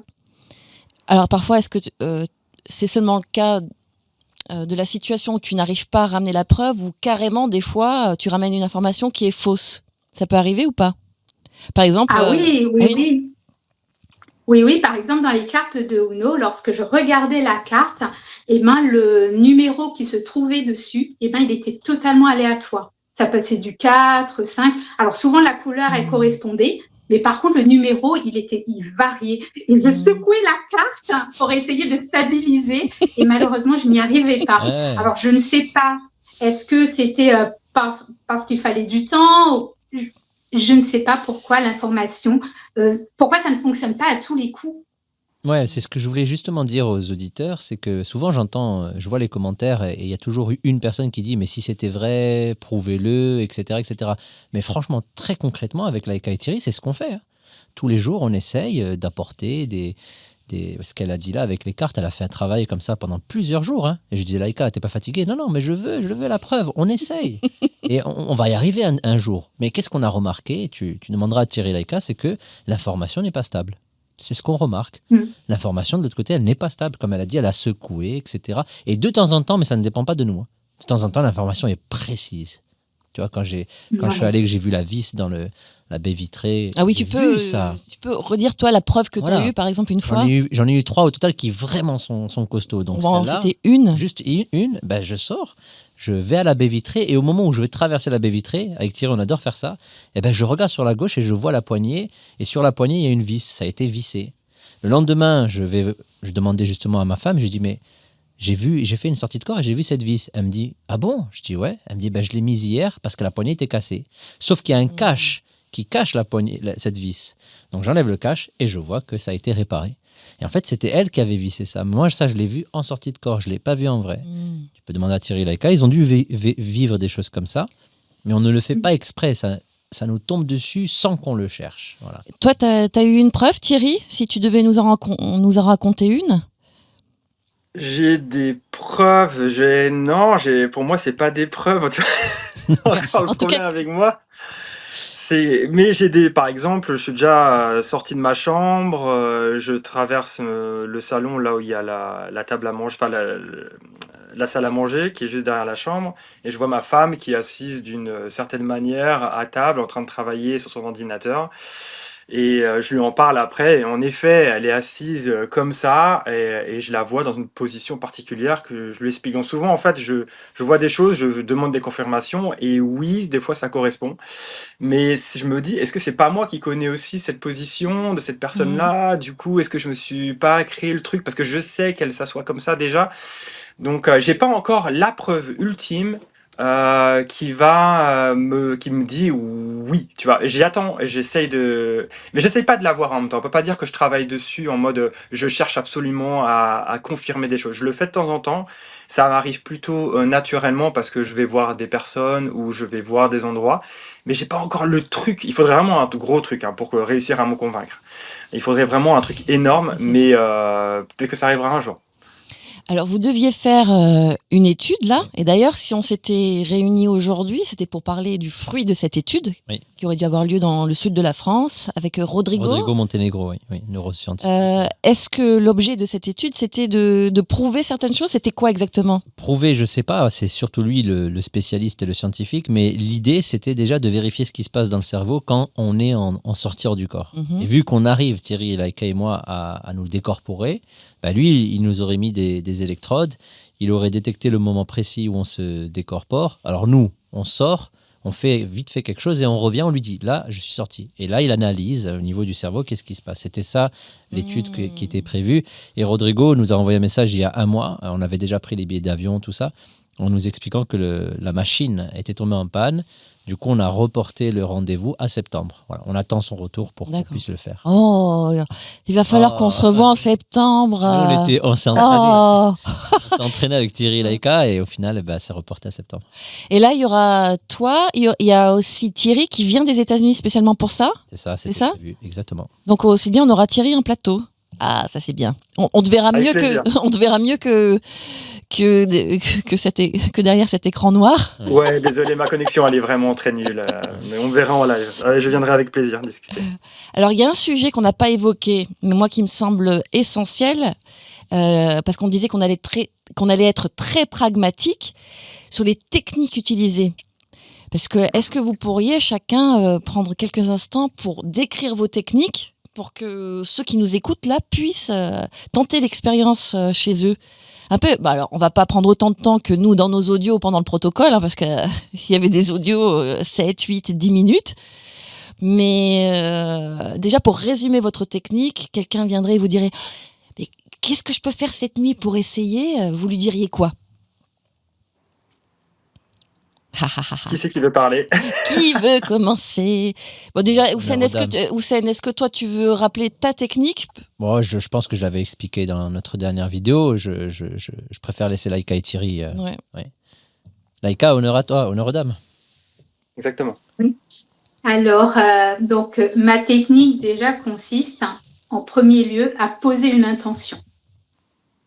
Puis, je vais commencer à détendre mon corps physique, donc à relâcher toutes les tensions, donc toutes ces sensations corporelles. Une fois que cette étape passée, on va essayer de lâcher le mental également. Donc ça, c'est hyper difficile à faire, donc avoir ce calme intérieur. Puis, je vais commencer à regarder derrière mes paupières, donc, et à me rapprocher au maximum du sommeil. Plus je vais me rapprocher du sommeil, et plus je vais devoir lutter contre l'hypnagogie. Donc l'hypnagogie, ce sont des images mentales qui arrivent lorsqu'on se rapproche du sommeil. Donc c'est la création de nos rêves.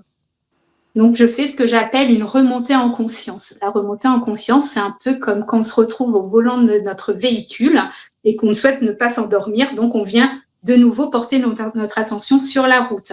Et ben moi, je porte mon attention sur derrière mes paupières. Donc, je vois des phosphènes, donc c'est des petites lumières.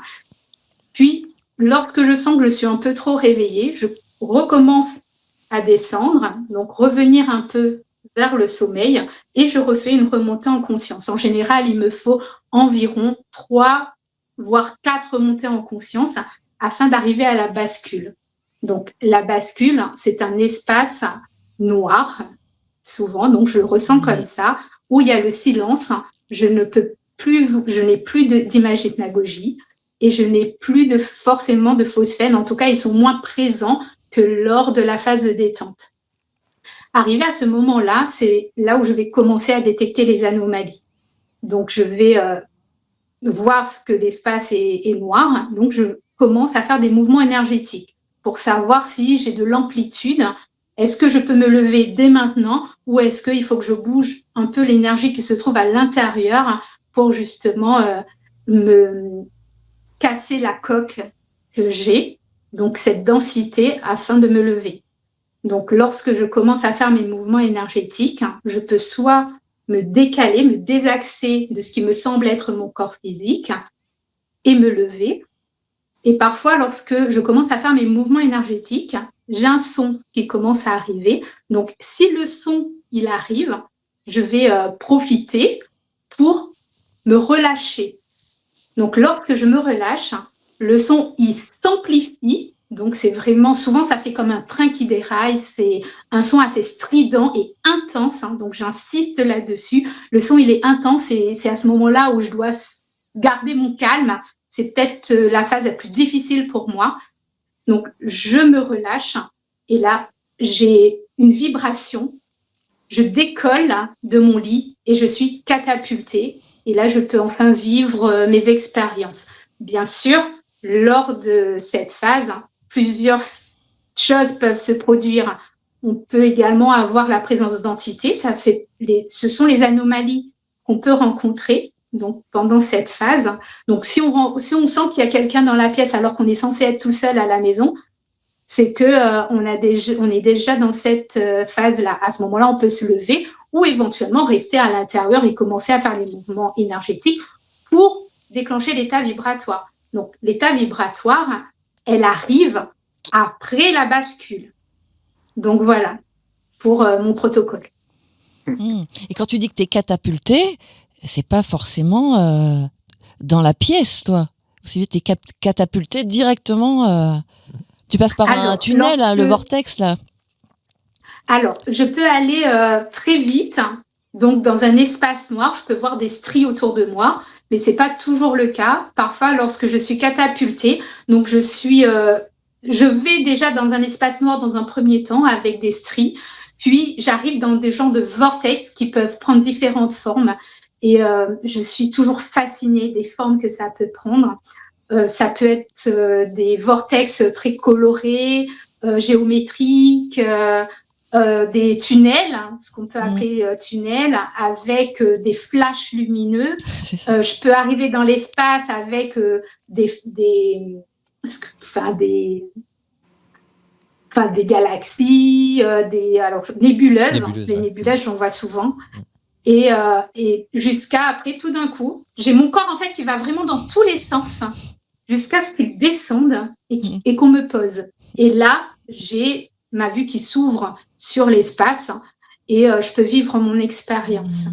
Alors pourquoi j'insiste sur le tunnel, parce que ça fait plusieurs fois que j'en parle, sur le vortex, pour l'avoir vécu, en fait ça va très très vite avec plein, en tout cas pour ma part c'était comme ça, avec plein de, comme tu dis, de petites lumières, et c'est le moment où si on a peur, j'ai l'impression que tout pourrait s'arrêter.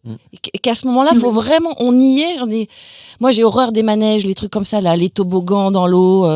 Donc vraiment, j'ai pris sur moi pour me dire, allez, j'ai failli me crisper. Et là, à ce moment-là, me dire, non, allez, on y est. Lâche-toi, vas-y, t'es dans le toboggan, mais c'est cool, vas-y. Et là, j'ai pu arriver de l'autre côté.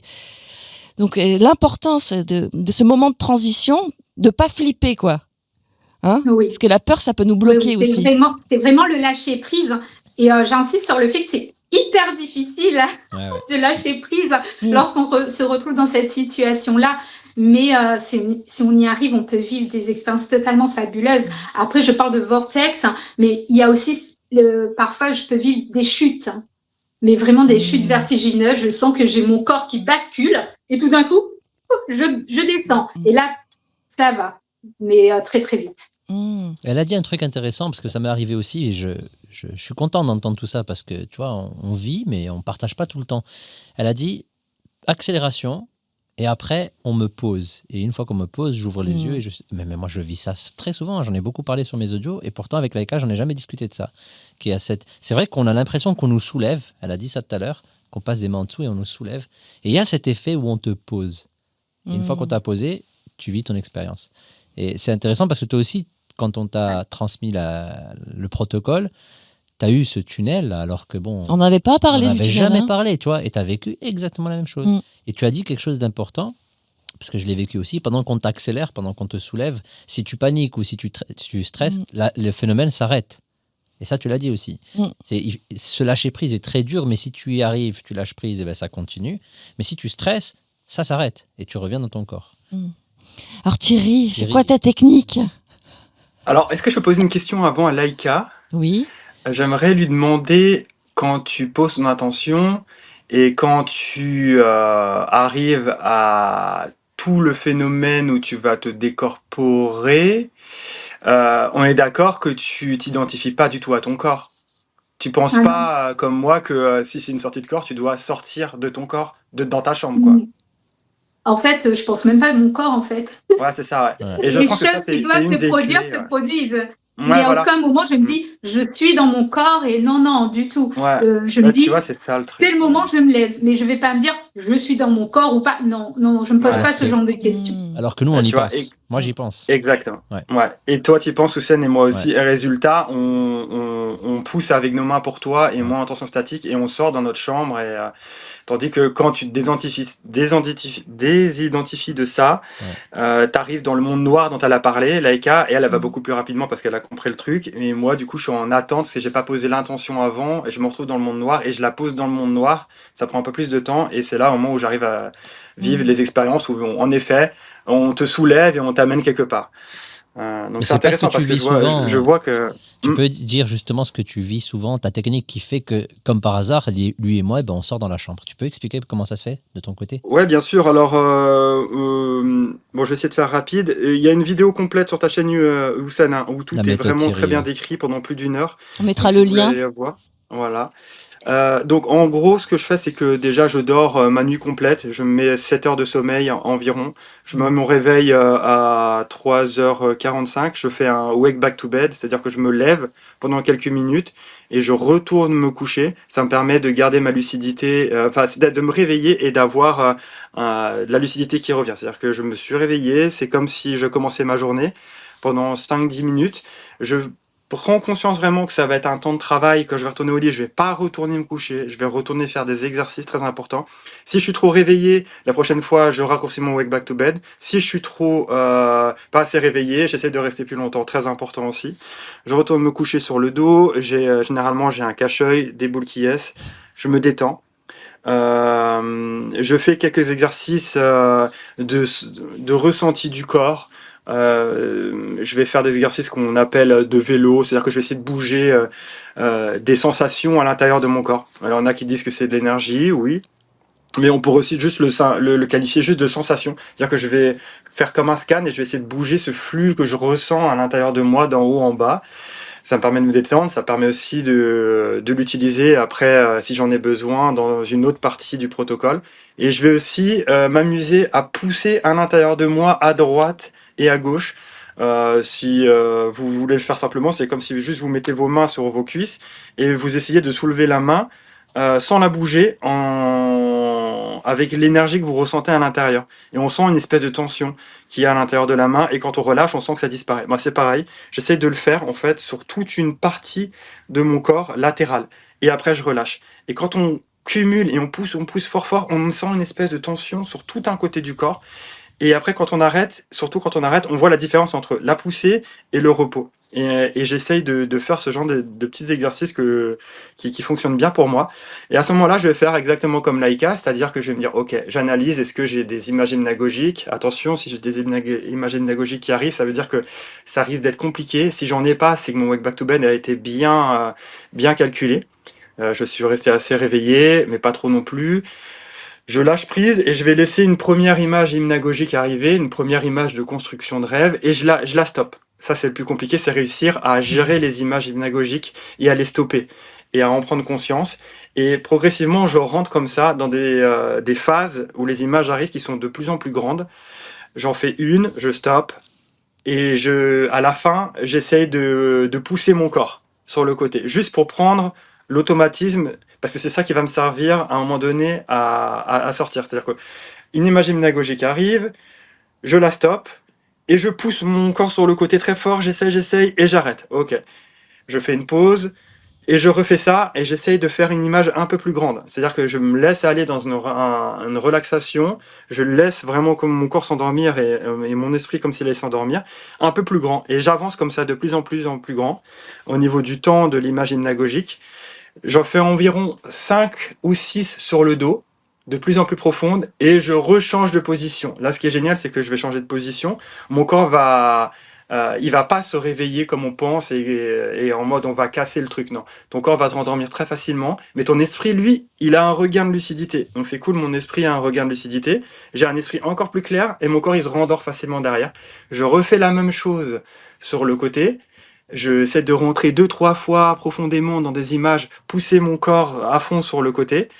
Et je commence à me dire, ok, si tu t'endors ou si tu as une petite perte de connaissance, c'est pas grave, mais réveille-toi direct. Voilà. Tu te réveilles direct et tu fais ta technique, c'est-à-dire la pousser sur le côté. Et je prends aussi conscience de me dire, la poussée, c'est quelque chose de fondamental. Il va falloir que tu te donnes à fond, à fond, à fond, à fond. Donc j'en fais 2-3 sur le côté et généralement je me tourne une 3e fois. Je le fais 1 ou 2 fois et là je sens que je suis arrivé à un stade où il va falloir que je lâche totalement prise, parce que si je lâche pas prise, je vais faire la fin de ma nuit, ça va être juste, je vais attendre dans le vide et je vais faire que ça.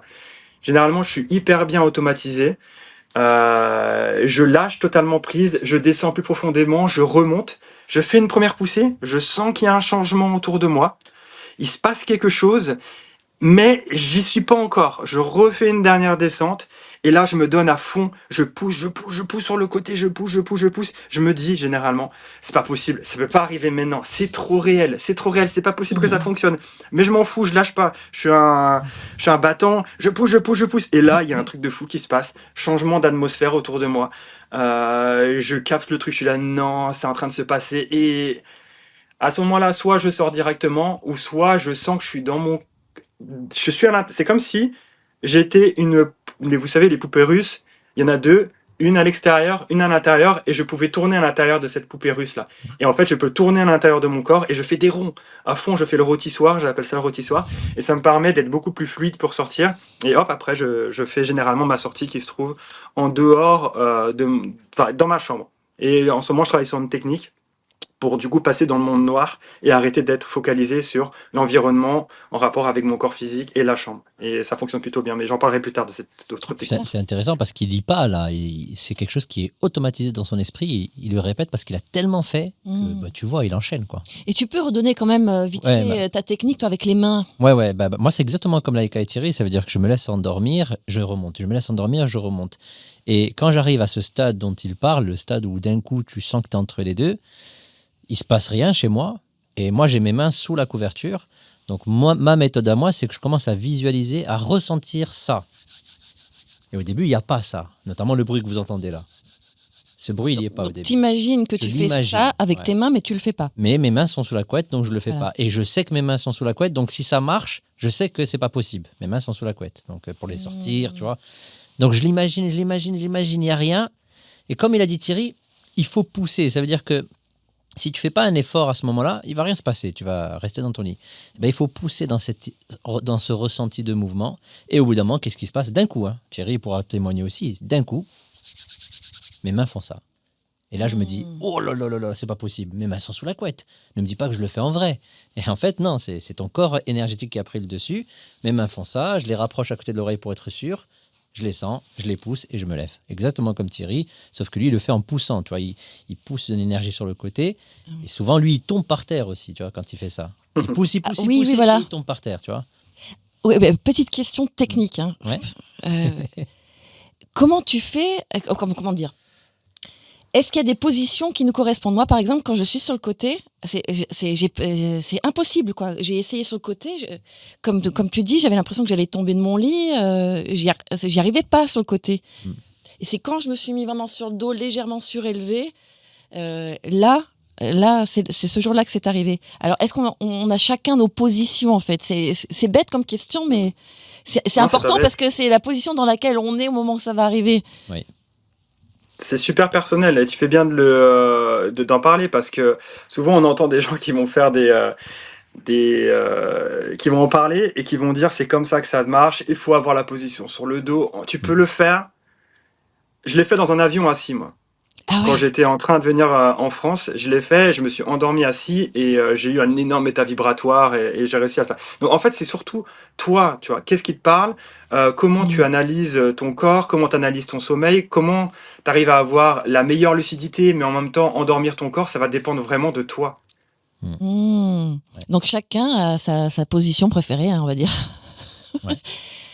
Alors, dans ce que vous dites et dans ce que j'ai expérimenté, ne serait-ce que 30 jours, hein, ça montre que ça demande une discipline et que ça coupe notre nuit. Moi, je me souviens, au bout de 30 jours quand même, chaque nuit, donc je me réveillais comme tu disais, après je me recouchais, après j'essayais les sorties de corps, j'y arrivais pas toujours, donc après mon sommeil était perturbé et je vous avoue que depuis j'ai pas retenté parce que c'était l'hiver, j'avais pas envie de sortir de mon corps, j'avais envie de rester au chaud sous ma couette, j'avais l'impression que sortir de mon corps ça allait être, j'allais me retrouver dans le blizzard. Mais t'es pas la seule, c'est le cas aussi pour Sébastien avec qui on a travaillé. Ah oui? Il a réussi au bout de 30 jours et après, le travail, l'occupation, lui aussi, derrière, il a pas gardé la discipline parce qu'il est occupé justement. Quand il faut se lever hyper tôt le matin, chaque jour. C'est un travail, hein. C'est du sport. Ça demande une discipline, vous parlez de ça. Oui. Là, Thierry, si on se discipline pas, on sort ou pas à votre avis? Non. Voilà. Non, parce que même, tu vois, petit, quand moi ça m'arrivait, c'est parce que je faisais des choses, tu vois. Ah oui, tu te concentrais quand même. Bah ouais. Alors, au début, je faisais le Wake Back to Bed, mais ça me demandait tellement d'efforts que j'ai dû changer un peu mon protocole. Donc maintenant, je fais des nuits complètes. Et finalement, je décide de faire mes exercices soit le matin, après une bonne nuit de sommeil, soit parfois l'après-midi. Mais bon, l'après-midi, en général, c'est pas des expériences de très bonne qualité. Je me paralyse et je vais pas très loin. Mais c'est vrai que j'ai besoin de ma nuit complète de sommeil. Alors, je comprends que certaines personnes n'y arrivent pas parce qu'il faut du temps. Il faut du temps, il faut être reposé. Si on a du boulot, dodo et qu'on est trop chargé au niveau de notre emploi du temps, ça peut être difficile. Le stress joue beaucoup aussi. Hein. Je ne sais pas ce que vous en pensez, Thierry Reka. Ouais, exactement. Le stress a un impact sur le mental et le mental a un impact sur la santé. Donc quand vous êtes stressé, si vous êtes tourmenté, là, parfois, il n'y a rien qui sort. Englué, collé au corps. Ouais, il faut lâcher tout ça et si ton cerveau il est en train de tourner, en train de penser à des choses quotidiennes, en fait, c'est même pas la peine, quoi. Et c'est pour ça que c'est un bon travail parce que ça nous aide aussi à travailler le mental et à régler nos soucis du quotidien, quoi. Alors, aux auditeurs là, qui aimeraient tenter, poursuivre des expériences qu'ils auraient déjà commencées d'ailleurs, est-ce que vous auriez des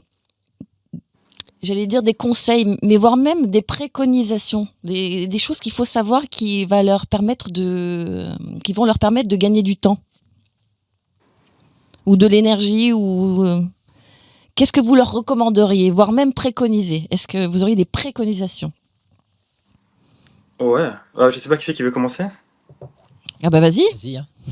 Moi, je trouve que déjà, dans un premier temps, ce qui est important, c'est de se faire un petit peu une auto-analyse avant toute chose, savoir si psychologiquement dans la tête, on est plutôt OK, si on est plutôt positif, négatif, ou si des personnes qui vont avoir un mindset un peu négatif, un peu plus dark, et forcément, ce qu'ils vont voir de l'autre côté, ça peut faire peur.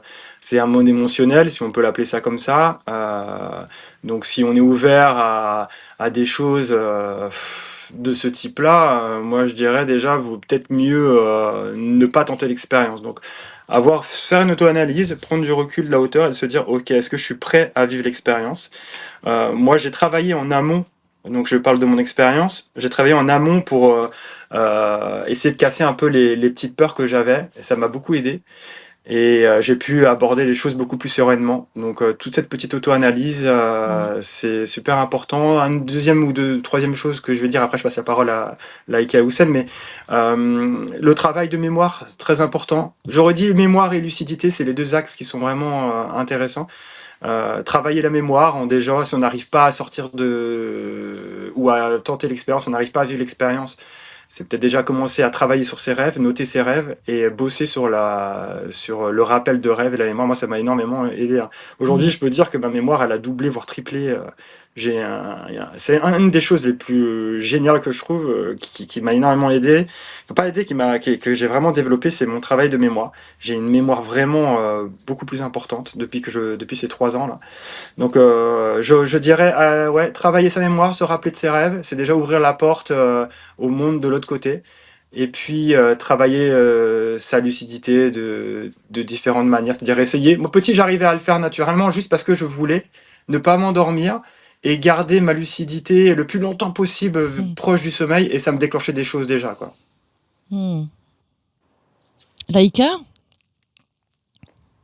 Alors, si je dois donner des préconisations aux gens, ce serait d'être émotionnellement stable. Donc ça, c'est hyper important lorsqu'on se lance dans ce type d'aventure, parce on peut rencontrer des choses effrayantes qui peuvent peut-être chez certaines personnes créer des traumatismes. Il faut savoir également prendre du recul face à certaines expériences et pas prendre tout comme vrai. Donc, on matérialise énormément de choses de l'autre côté. Donc, il est très important de faire preuve de discernement lorsqu'on revient. Donc, ça, c'est hyper important, et je suis très reconnaissante de pouvoir m'entraîner justement avec Houssen et Thierry et l'équipe Astrale. Pourquoi? Parce qu'ils me ramènent et j'arrive à prendre du recul grâce aux conseils qu'on peut me donner. Fais attention, t'es peut-être allé trop loin. Voilà. Il faut savoir prendre du recul face à ce type d'expériences, parce qu'elles sont tellement intenses qu'on peut facilement se perdre dedans. Voilà. Si vous n'aviez pas été là, en fait, parce que j'avais envie d'essayer les sorties de corps, mais j'avais peur. Si vous n'aviez pas été là, tous les trois, je n'aurais pas tenté toute seule. Vraiment, je ne voulais pas tenter toute seule. J'avais peur de ne pas revenir. J'avais peur de rencontrer, comme tu dis, des entités. Non, vraiment, je me disais non. Et là, vous m'avez rassurée et je vous remercie parce que c'est grâce à vous. Tu sais, Estelle, j'y pensais pendant que Laïka et Thierry parlaient de tout ça. Nous, ça fait 3 ans, même un peu plus, qu'on fait ça régulièrement. Des monstres, on en a croisé, en veux-tu, en voilà. Hein. Ils nous ont attaqués, ils nous ont fait des trucs et des trucs. Avec Thierry et Laïka, on connaît bien ça. Vous voyez, les amis, on est là, on est vivant, on arrive à réfléchir, on n'est pas... T'as des traces de griffures là sur les la joue. Traces de griffures. Ça, c'est le barbier qui m'a fait ça. Et tu vois, sais quoi, Houssen? Ouais, vas-y, continue. On n'a pas perdu la tête. Au contraire, Thierry et Laïka pourront témoigner qu'au contraire, notre vie physique, elle s'est vraiment améliorée sur plein de plans, tu vois. On a grandi sur le plan du travail, le plan relationnel. On a appris des choses, tu vois. Et c'est ça que je veux aussi transmettre au public, c'est que bien sûr, vous allez en croiser des monstres. Thierry l'a dit, ce sont vos peurs. Voilà, c'est ça que vous allez croiser. Et petit à petit, vous allez vous en libérer et vous allez grandir. Ça, moi, j'en suis certain, absolument certain. Et d'ailleurs, ils sont là pour le témoigner. Donc, voilà, précaution. Ça, deuxième précaution, quand on est allongé dans le lit en train de dormir, il n'y a personne qui vient nous dire « fais ci, fais ça, t'as le droit, c'est bien, c'est pas bien ».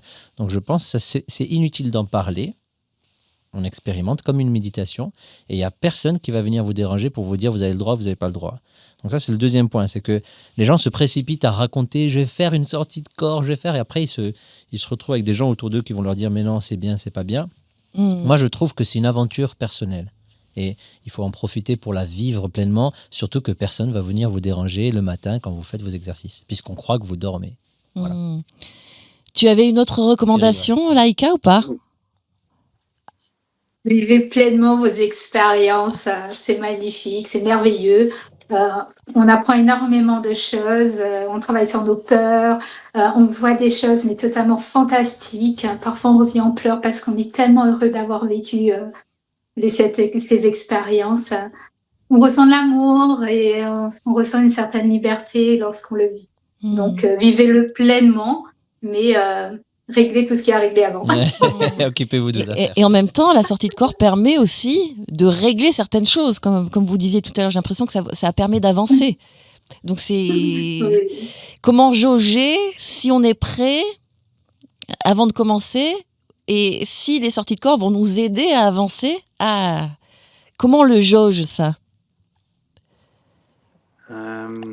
Ouais, Là, c'est quelque chose qui est en nous profondément. On le sait si on est prêt à y aller, si on a des peurs et que ça nous fait flipper. Bon, c'est qu'il y a des choses. Moi, je sais que j'ai eu des choses. Il faut réussir à faire une auto-analyse. Il faut quand même prendre de la hauteur, s'auto-analyser, être sincère avec soi-même. Si tu as peur du noir, si tu as peur des monstres et que tu regardes des vidéos d'horreur et tout, bah, la base, elle est pas déjà. Elle est pas saine, quoi. Donc arrêtons les films d'horreur. Dors avec la porte ouverte, éteins ta petite lumière, tu travailles en amont sur tous ces trucs-là et puis au bout d'un moment tu vas te sentir prêt et tu vas tenter. Il faut y aller progressivement, on n'est pas obligé. Ça va pas arriver d'un coup, hein. C'est assez progressif. Ça dépend, il y a des gens qui arrivent d'un coup, mais si t'es pas prêt, ce sera très progressif. Et je crois que tu voulais dire autre chose tout à l'heure, Thierry, non? Ouais, deux choses. Ne pas hésiter aussi quand on est de l'autre côté parce que c'est tellement réel à faire des petits tests de réalité quand même. Ouais, sautez pas par la fenêtre. Ouais. Traverser un mur, mettre la main dans la vitre. Bon, forcément, si elle traverse la vitre avec la main comme un plastique, bon, c'est que tu y es. Ou allumer la lumière. Ou alors, si tu sens la glu, bon, c'est clairement que tu y es. Donc, ne pas hésiter à faire des petits tests de réalité, c'est quand même important. Et comme elle dit Laïka, c'est vraiment un super exercice qui nous amène une ouverture d'esprit incroyable. Une création, c'est impossible de l'expliquer à quel point c'est créatif de l'autre côté. Je dis pas que c'est pas réel, hein. Ça l'est sur moi aussi parce que j'ai plus du tout cette même notion de la réalité, mais il y a toute une panoplie d'expériences complètement dingues et ça fait du bien. Ça fait du bien de vivre des choses comme ça. Ça fait vraiment du bien. C'est cool. Alors là, tu l'as dit brièvement, mais je tiens à ce qu'on le souligne. Le coup de la fenêtre. Oui. Être sûr qu'on est en sortie de corps avant de tenter de se jeter par la fenêtre, par exemple. Hein. Faut être certain. Non, mais c'est vrai. Il faut faire les tests. Recommandation. Alors, c'est hyper important. Pour moi, c'est contre-indiqué pour les personnes somnambules. Hein. On était, nous. Donc, pourtant, toi, tu l'étais, somnambule. Je l'étais. Hein, ça peut être hyper dangereux. Ouais. Non, après, de toute façon, la clé de toute cette histoire, c'est la lucidité. Apprenons à devenir lucide en toutes circonstances, physiquement ou dans nos rêves. C'est la lucidité qui fait la différence. Donc oui, ne faites pas une action sans avoir essayé, vérifié. Si vous allumez la lumière en sortie de corps, elle ne va pas s'allumer. Ou alors, elle va s'allumer, mais elle ne va pas vous éblouir. Pour moi, c'est le meilleur test. Si elle vous éblouit, vous êtes réveillé. Si elle ne vous éblouit pas, faites un autre test. Alors... Juste parce que j'ai dit que j'ai pas fait de sortie de corps depuis la dernière fois, mais il y a juste eu un petit événement. J'étais sur le point de m'endormir, mais la lumière me gênait. Et donc, vraiment, je me vois en train de l'éteindre. Mais vraiment, j'éteins la lumière. Je l'éteins, puis je me recouche. C'était très physique. Et je me réveille quelques minutes plus tard, ou je sais pas à quelle heure c'était. Là, je vois la lumière allumée. Voilà. Donc ça peut être une sortie de corps. On peut éteindre la lumière pendant une sortie de corps. Non, parce que oui, mais je l'ai éteinte. Oui, c'est un peu la technique du frottage de main, de la tension statique. C'est exactement ce que tu as fait. Tu as tellement imaginé, voulu éteindre cette lumière, qu'à un moment donné, quand tu as commencé à t'endormir, tu as exporté justement une partie de ton énergie ou la totalité. Tu as éteint cette lumière, mais non, en fait, et vu que tu n'étais pas lucide, beaucoup de nihilisme et tout, mais c'est ça. Mm. Tu sais, alors moi, pendant toute mon enfance, je me réveillais chaque nuit pour aller éteindre la radio de mamie parce qu'elle se mettait en marche toute Le seule, coup de la radio. Ouais. toutes les nuits. Et le matin, je disais, mais jetez-moi cette foutue radio parce que tous les soirs, je suis obligée de me lever pour aller l'éteindre. Et personne n'entendait cette radio. Exactement. Et lorsque j'ai vécu mes premières expériences hors du corps, je me suis dit, mais punaise, en fait, la radio, elle s'est jamais mise en marche. C'est moi qui me décorporais à ce moment-là. Mais j'avais pas conscience de le vivre. La radio, donc, on souvent, les expériences, je les vivais depuis très longtemps. Mais lorsqu'on n'a pas la lucidité, parce que tout me paraissait vraiment réel. Hein. Le matin, vraiment, j'étais en colère. Je me suis dit, vous me gâchez ma nuit. Tous les soirs, c'est pareil. Mais en fait, je le vivais déjà. Mais la clé, c'est la lucidité. C'est très important de travailler là-dessus. Et je rebondis sur ce que tu dis, Laïka, c'est là qu'il y a des connexions avec la mémoire de ton enfance qui se font parce qu'aujourd'hui, t'en fais et du coup, tu te rappelles que tu vivais ça petit. Et je pense que tout le monde le vit plus ou moins. Moi, petit, c'est pareil, je me rappelle descendre des escaliers plein de fois dans la nuit et voir des choses, une chose répétitive qui se matérialisait devant moi. Et c'est pareil, j'étais déjà en train de faire la même chose. Je descendais le même escalier tout le temps, au même endroit et je voyais ce truc-là qui me faisait peur. Plein de fois, je me suis vu aussi voler et je volais autour de chez moi. Mais quand on commence à développer ça, on fait des connexions avec ce qu'on a vécu généralement petit. On se rend compte qu'en fait, c'est quelque chose de naturel. Que tout le monde le vit, exactement. Que tout le monde vit. Alors là, on approche de la fin, parce qu'une émission va se tourner ensuite. Mais est-ce que vous auriez envie d'ajouter quelque chose avant qu'on se quitte, Hussein, parce que tu m'as fait des petites notes. Est-ce qu'il y a certaines choses que... On a tout traité. La TCI, tiens, la TCI, en quelques mots, Laïka et moi, on a fait ça. Il y a Julie qui nous a invités à faire des tests. Sortir de son corps. On lance l'enregistrement sur le téléphone, on pose le téléphone dans notre table de chevet pendant que ça enregistre. Ensuite, on sort de notre corps et on essaie de dire quelque chose dans le micro. Moi, je l'ai fait plusieurs fois. Et Laïka aussi. On a envoyé l'enregistrement sans dire à la personne ce qu'on avait dit. Et moi, j'ai eu un coup incroyable, c'est que moi, je m'amusais à dire Kamehameha, tu vois, sur le micro. À dire quoi? la technique de Son Goku dans Dragon Ball Z, tu vois. Kamehameha. Donc, j'ai fait ça. Moi, je connaissais pas. Sur le micro. Et je reviens dans mon corps, j'envoie l'audio à la personne en question pour qu'elle analyse. Et elle analyse.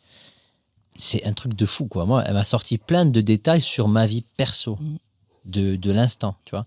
Et notamment, elle a traduit le Kamehameha en français. Elle a sorti en français. Alors, je ne me rappelle plus exactement ce que ça voulait dire, mais ça correspondait exactement à la traduction du mot japonais. Voilà. C'est-à-dire qu'elle a détecté le mot littéralement, tu vois. Voilà, ça, c'est moi. Après, bon, Laïka aussi a quelque chose... Elle a vécu quelque chose là-dessus. Donc, tu veux en dire quelques mots? Alors, ça va bientôt être fini. Ouais. Je vous préviens, les amis. C'est dit. On a dépassé. On a dépassé en plus. Ouais. Alors, au niveau de la TCI, oui, ça a été quand même assez impressionnant parce qu'elle arrivait à capter nos pensées. Donc, nos pensées venaient se déposer au niveau de l'audio. Bien sûr, je n'ai pas cette oreille qui me permet de l'entendre, mais la personne qui a analysé pouvait nous raconter nos expériences. Et ça, je trouve assez fou parce que, moi, je sortais, je dis, je m'appelle Laïka et je sors de mon corps. Et elle a dit ça. Ouais. Et elle a réussi à entendre « Salut, c'est Laïka ». Puis elle a raconté le reste de mon expérience au moment où je rencontrais les entités, où je disais, je disais certaines choses. Elle a réussi à me ramener ça. Comment c'est possible? Je suis assez fascinée. Et on a les audios sur le groupe WhatsApp, on a tous les audios. Excellent. Ce qu'on dit là, c'est hyper concret. Autre chose, elle a détecté tout l'environnement de notre vie. Tu vois? Moi, elle me parlait de choses qu'elle ne pouvait pas savoir. Alors, on a conclu avec Julie et tous les autres que peut-être cette personne lit le champ d'énergie autour de nous. Elle lit un tout, elle lit pas juste une expérience. Voilà. Donc, je pense que c'est bon, vu qu'ils attendent. Oui, on va se quitter. Je vous remercie, Thierry, Laïka. Peut-être qu'on se refera ça, donc, comme on disait, en septembre, pour faire un bilan. J'ai un cadeau pour toi, Estelle. C'est super important pour te remercier pour tout ce que tu fais avec Nexus. Et c'est quand même grâce à toi qu'on vulgarise aussi ces sujets. Je t'offre une planche originale du manga Astralflix. Oh, merci. C'est un cadeau. Je voulais vraiment te l'offrir, donc c'est pour toi. Et c'est une planche originale. C'est le dessin que j'ai fait que tu trouveras dans le manga. Merci beaucoup, Sen. Moi, je me souviens quand on s'était envoyé des petits messages via WhatsApp, tu étais en train de dessiner, tu étais en pleine créativité. C'est ça, ouais. Bravo à toi pour ce manga. Merci. Merci à tous les deux. Alors Laïka, est-ce que toi tu as une chaîne aussi, il me semble? Oui, Univers Astral, où je raconte mes expériences. Bon, je suis pas très active, mais il m'arrive de venir déposer mes audios et mes expériences. Je partage également sur ma page Facebook, donc un peu plus régulièrement, parce que voilà, ça me demande moins de temps. Et pas toutes mes expériences, parce que sinon il y en aurait trop, mais voilà, j'essaie de partager les techniques et les aventures que je vis. Et comment on te trouve sur Facebook? Laïka Payette. On mettra les Laïka liens en Payette, description. on mettra des liens. Et Et tu n'hésitez disais pas à la rejoindre. Univers Astral, c'est ça? C'est ça. Ok, Astralflix, Univers Astral. Et Thierry, lui, il fait des tableaux de ses sorties de corps. Il a commencé à faire ça. Oui. Il peint super bien. Je te laisse Thierry en parler. Ah oui? Et on peut les voir quelque part? Je peins, mais c'est encore au tout début. Je fais beaucoup d'abstraits de peinture et j'ai commencé en effet à faire quelques peintures en rapport avec ça, mais ça va être sur du long terme. Peut-être qu'un jour j'exposerai ou je fais quelque chose par rapport à ça. D'accord. En tout cas, il a fait un tableau où il tient la corde d'argent. Et on voit ses deux mains avec la corde d'argent. Il a super bien détaillé, comme on peut la voir de l'autre côté. Merci en tout cas de nous avoir accueillis. Merci à tous les deux. Merci Houssen. Je vous rappelle, chers auditeurs, que le magazine Nexus est avant tout un magazine papier que vous pouvez trouver en kiosque, en ligne, et que sans vos abonnements, on ne pourrait pas tourner de vidéos telles que celle-ci, parce qu'on vous propose du contenu quasiment chaque jour, parfois même plusieurs fois par jour. C'est du contenu gratuit, en accès libre. Donc, grâce à ce magazine, à vos commandes, nous pouvons vous les proposer. Merci à vous. On vous souhaite le meilleur. Merci Houssen, merci Thierry, merci Laïka, et à bientôt. Merci. Au revoir tout le monde.